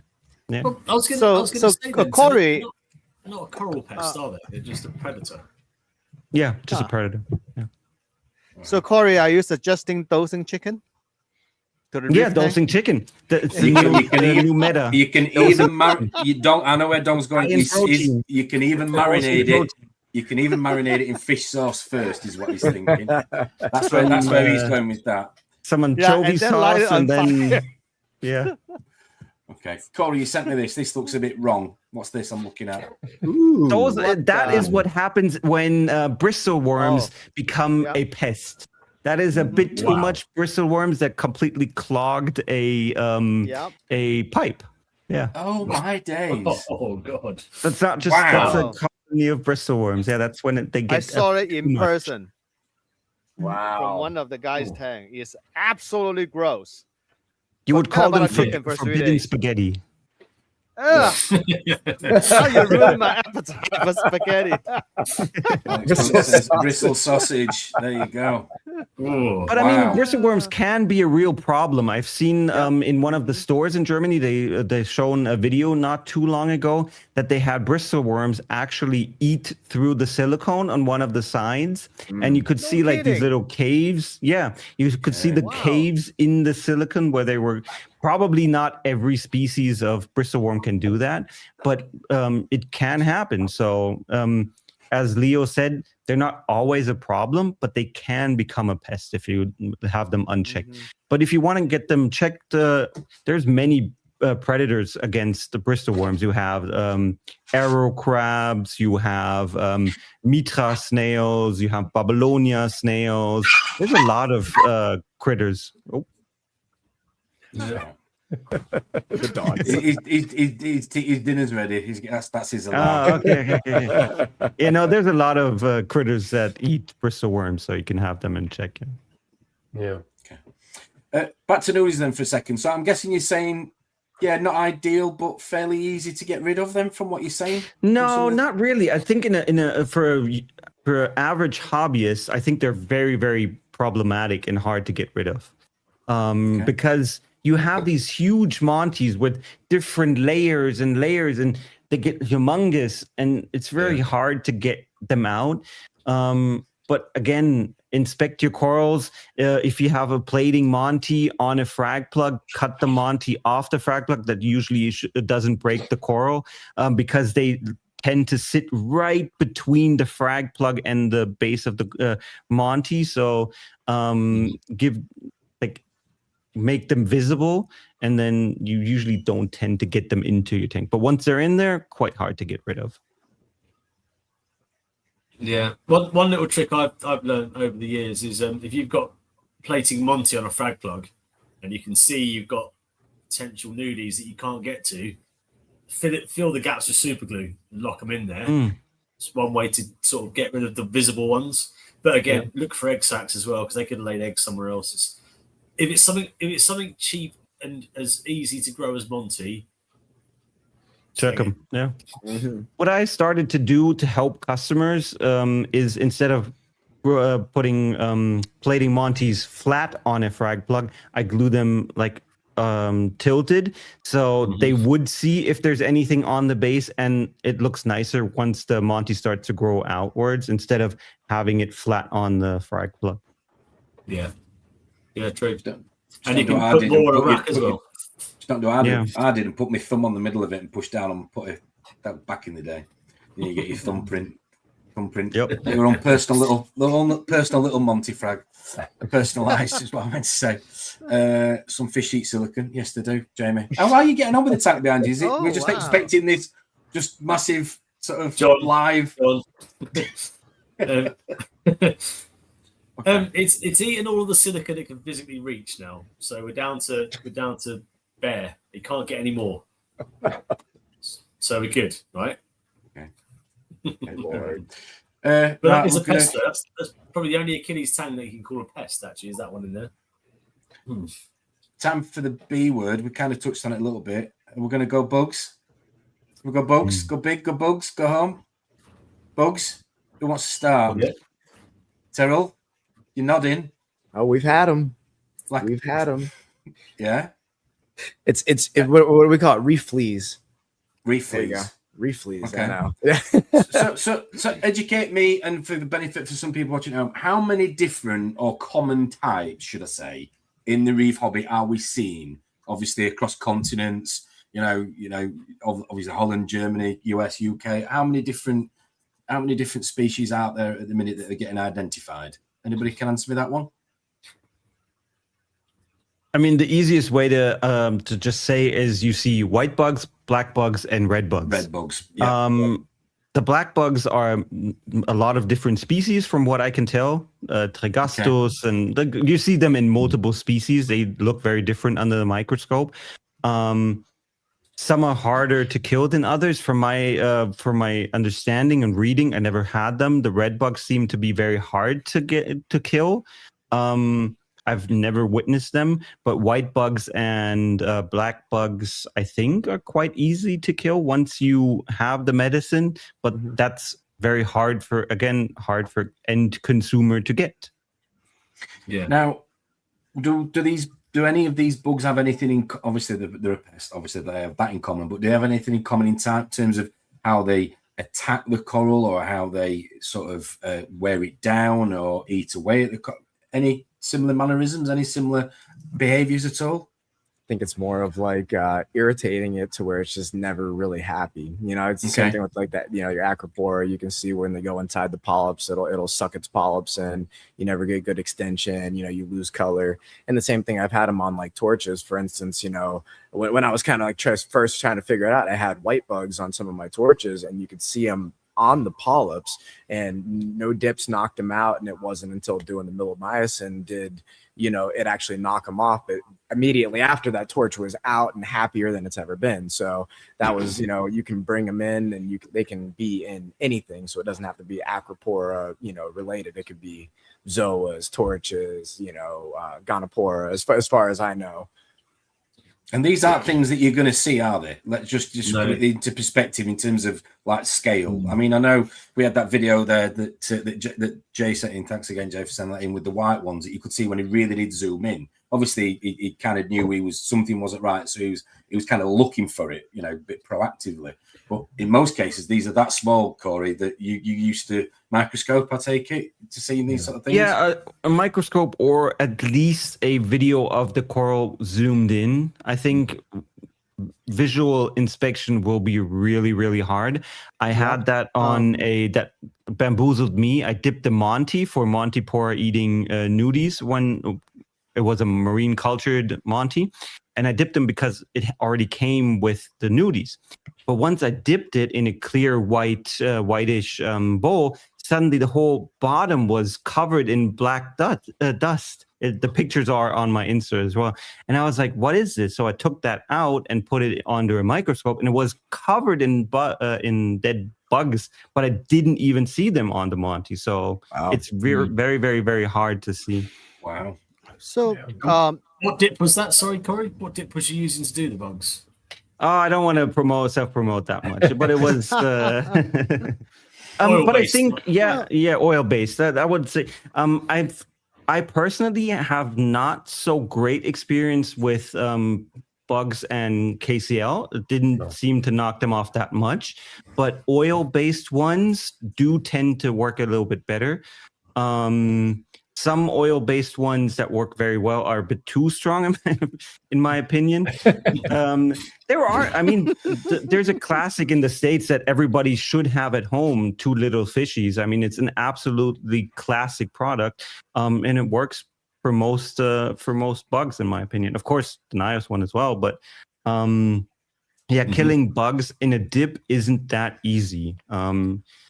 I recommend even having the dosage a bit higher. We recommend, I think, 20% higher than the normal dosage if you know that you're dipping against bugs. Can be quite hard. Yeah, that's why this thing actually come in very handy for me. Yeah. So every night, if I want to, I just so simple, just go through it, and then you basically any bugs, any critters on my coral are dead critters. They're bad. So with this, you can clearly see that on the coral polyp, especially SPS, if there's anything on it or not, as well as you can see the base to see if there are any eggs on it or not. This is so convenient. You just run through the glass, look at your phone, and you can hook it up to the iPad if you want a bigger picture. So you could even take it to bed with your dong if you really want to. I'm sure. Does not vibrate. So, just talking about dip. Sorry, Jamie, for a second. So we talked about obviously potassium chloride and then the oil-based one. So we're saying then, in terms of dealing with bugs, it's better to be using the oil-based one to start with. In my experience, yes. Okay. There is another dip that I want to try. We were talking about the polyclad, the leopard polyclad, right? Interesting enough, I talked to one of the team members that scientifically named that pest. So, and she told me that when they want to work on flatworms, they don't want to kill it, right? But they want to sedate it. And what they do is they put it in a high magnesium chloride dip. So what magnesium chloride does, it basically sedates them, and you can use it on any invertebrate, basically. It completely sedates them. If you go too high, it kills them. But she says a 7% magnesium chloride solution basically sedates everything. If you put it back then into fresh salt water, they wake up again. So that's how they work with flatworms and everything. Now, if you would do a magnesium dip on bugs, would it completely sedate all of them and they just fall off? That's something I would love to work with, because it shouldn't affect the coral that much. So is it a good idea to, because lots of these bugs you say are specific, and some dips affect some bugs. Yeah, there you go. Mm-hmm. Yeah. Fragrance You free. don't need magnesium chloride. Magnesium sulfate works good at that. Because magnesium chloride is hydroscopic, that means you open it, it becomes slushy. It's stuck in the water. But the magnesium sulfate, very inexpensive, and then it's easy to store, easy to handle. So there is one thing. This is not a plug. Remember the reef primer from certain company? It is a potassium. Yeah, it is a potassium chloride and magnesium something salt mix. It does have. Could be that then. Yeah. Yeah. Wow. Question there from Ronnie Mansden. No, that's from Costco. It's from Amazon. Amazon too expensive. Costco is cheap. I actually have one from Amazon. It's like $300. Yeah, it has like a screen on it where you can. I like the 2 little lights on it. Those are cool from Amazon. Oh, you mean the microscope, right? Yeah. Those are cool. Yeah. Just one question. There's many cool gadgets about dips. So I'm conscious of the time and stuff, but so obviously some bugs react well to magnesium chloride, some to iodine, some to oil dips. Would a good practice be to dip all your corals through an alternation of the 3? And if so, how long should you leave between? Obviously, you don't want to stress the coral out from going one dip to another, but is that an idea to do? I can only speak there for my dip that I tried it. I loved using the Nios dip with KCl together. I wished I could have had the KCl in the dip as well, but it doesn't work because after a while KCl breaks down the bonds between the oil and the water. But as a dip, it works amazing because the KCl opens up pathways so the oil-based dips can work more efficiently. So having them as a combination, KCl is cheap, so should always be at home. And then if you really want to make the best out of a oil-based dip, use a combination of them. Yeah. Well, that's safe to do. It's okay to in one hit, one same bowl, do it. Okay. Yeah. And you use the same the same dip dose rate for each individual, or do you halve it, or do you just? No. I'd used let's say 10 mils from the Nios and what was it? Somewhere between 3 and 7 grams of the KCl, depending on how strong you want it. I usually try to get if my salinity starts at 35 ppt, I want my salinity to be somewhere between 38 and 40 ppt when I added the potassium chloride. Then I know it's in the right dosage. Okay, that's really cool. Okay. And just on the back of Jamie's question there, on the back of that, how often should people be dipping them? Leo, thoughts? Well, like I said, I think every 10 to 14 days is what I would do, but that's mostly for the flatworms. I think the bugs, I'm not sure. I think some of them actually carry the eggs. I'm not sure if all the different species are carrying the eggs around or laying the eggs on the coral itself. But I would just stick to the 2 weeks, 10 days to 2 weeks, just to break the cycle of the flatworms and anything else you will knock down as well. I'm just thinking for the benefit of most people that will buy a frag. Sorry, Todd. People will buy a frag. They'll dip it. They'll put it in the tank. In their head, psychologically, tick. I've done that. It's clean. Yeah. So are we now saying take it back out again? No, if you take off the base, you can probably get away with one-time dipping, but it's not 100%. It's not 100%. It's going to be 99%, right? Okay. But probably it's going to be good enough, especially if you buy it from a reputable source where it's probably already pest-free anyway. So, you know, I don't know. What do you guys think about it? I would say, like you I think said, it depends on the dip as well. If you use KCL or most oil-based dips, you can dip, I think, every week, shouldn't be a problem. But there are dips like the Dettol. This was pretty big in the UK. Yeah. There is one manufacturer that basically uses the same recipe as Dettol as their dip. Very aggressive, in my opinion. Shouldn't those dip longer than 5 minutes in it? That would be a dip that I wouldn't recommend using more than once every 3-4-ish weeks because it is very harsh. Or dips that are very strong in thyme oil. Thyme oil affects zooxanthellae if it's too strong. So that's also dips. So if it's very high in thyme oil, I wouldn't dip too often in those. Mm-hmm. I would say 7 days, like you said, is pretty solid. You know, that usually, you know, I've always done like 7 days for bugs on treatments, and then, you know, for dips, you know, 7 days was easy to do, but the life cycle roughly, you know, 10 to 14 days on those for your flatworms and everything. But seven's a good number.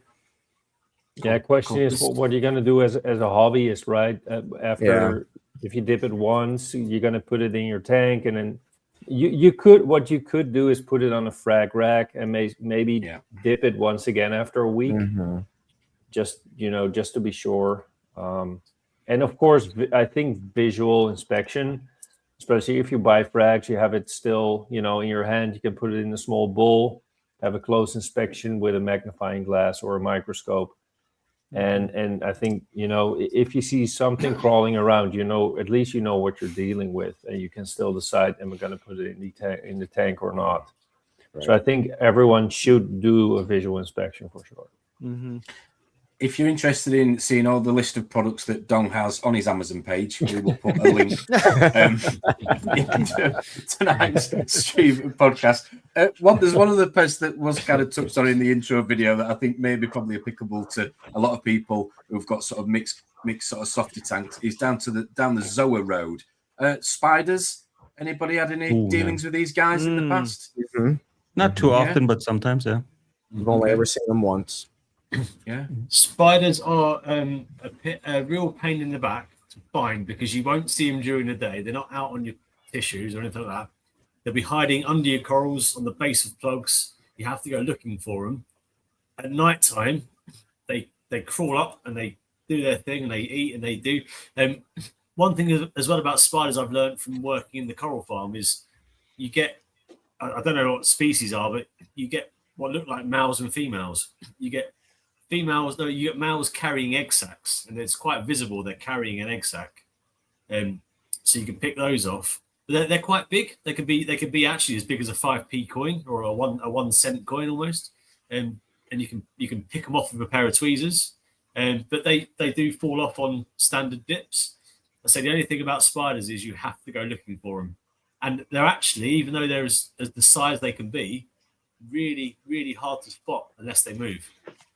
They're really difficult to spot. Okay. Yeah. And what makes it really hard to dip for them is usually they don't, because they also are very hardy. So they usually just close up when you dip them. So they basically, because of the way that they're structured, they hold on to the coral, and then you place a coral afterwards in your fresh salt water. Then they just open up again and crawl off. So you really need to turkey baste while dipping to get them off. There are multiple species of them. So you see them on acros, some LPS like Acanthostrea, but I would consider them a rare pest, not or parasite. You don't really see them usually on other corals than zoas. I think they're pretty interesting. If anybody ever seen the Alien movies, they're basically face huggers. Yeah, so basically they just implant their eggs into the zoa's mouth, which is kind of crazy. And after a while, the zoa just pops open and they have more. Kind of interesting to have that. Like, how did that happen from like a biological standpoint? But I don't think they're very, very common.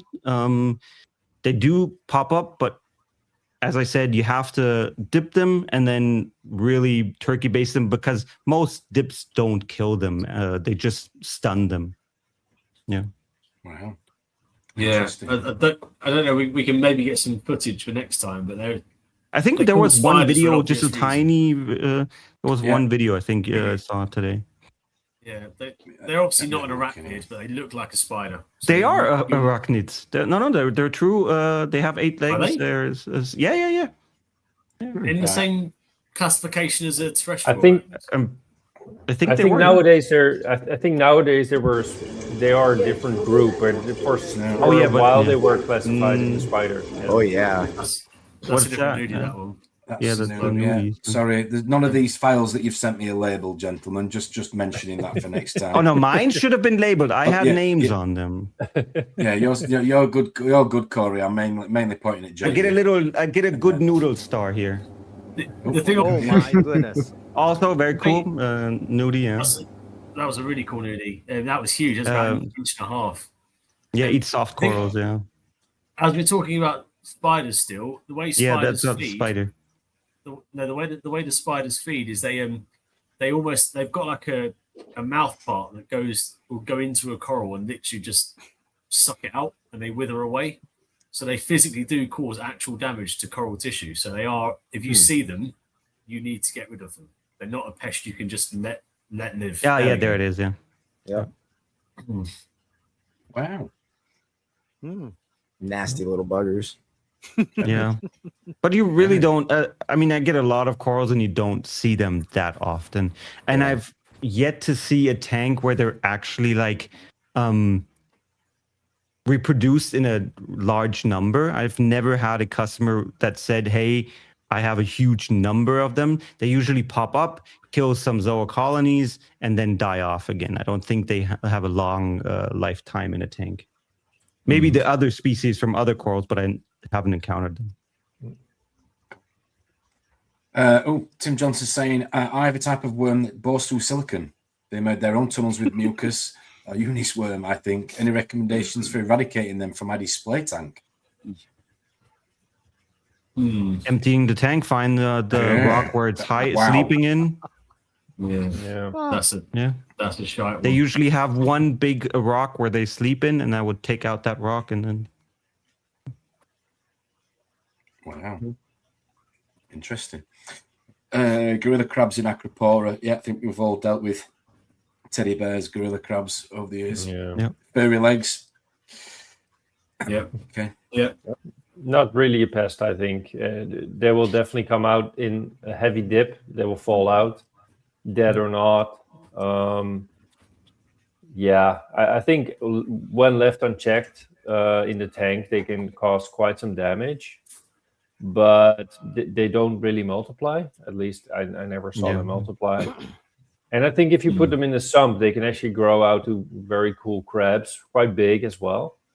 So I tend to just put them in the sump because I kind of like crabs for some reason. I think they're cuddly and, so I don't want to kill them. I never want to kill them. So I just put them in the sump and, in the sump, they cannot do any damage. And, but it could be considered a pest if you just leave them in there in the colony and just let them do their thing. But otherwise, it's not really a big issue. They're easy to get rid of.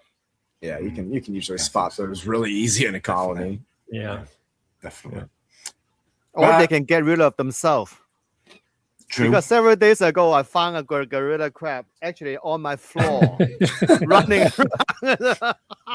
So I grabbed him and put him in my sump. He's like, "Now's my chance. Make him a break." Oh yeah. That's my chance. Definitely. There's a one time I do saw that in one of my customers' tank. So he has this crab that looks like a red crab, and the crab like to climb on the stylo and hugging the stylo.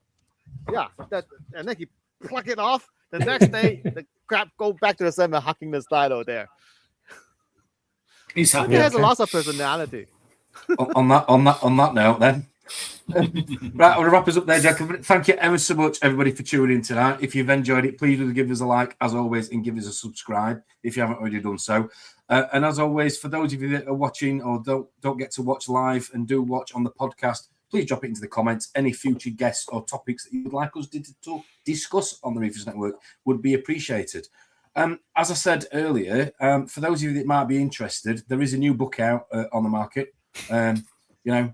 Taking Care of Corey. It's out there. If you want to download that, it will be on some Amazon bookstore. Don will put that in the link after tonight's stream. Thank you ever so much for being great sports, great guests, as always. And I'm sure you'll find it on some Uber Eats. There is a new KCI chicken, KFC chicken. There you go. Leonardo's come out with his new potassium-based, crispy, crunchy, correlate goodness. You'll be able to get that delivered at some point this weekend. But no, thank you very much, guys. Much fun, as always. Really do appreciate you giving up your time on a Friday. That obviously goes for you, Terrell, and you as well, Don. Jamie, just expect it now, mate. Full-time player. We will be back next week. We have the one and only Bobby Miller, Mr. Humblefish himself, is going to be tuning in and joining us on the Reefers Network next Friday. So we're going to be talking about lots of things to do with fish and tips and tricks and lots of things that you might have faced. Some of it pest related that we'll be talking about tonight. So tune in for that one. It should be good for sure. That leaves me all to say, have an amazing weekend, gentlemen. Whatever you're getting up to, enjoy some time with your families. Get the cucumber back on the eyelids, Corey. You go steady with that dip, Jamie. Terrell, love you, man. Don, thank you very much. Leo, peace. See you soon. Take care, everybody. Have a good weekend. See you next Friday. Bye-bye.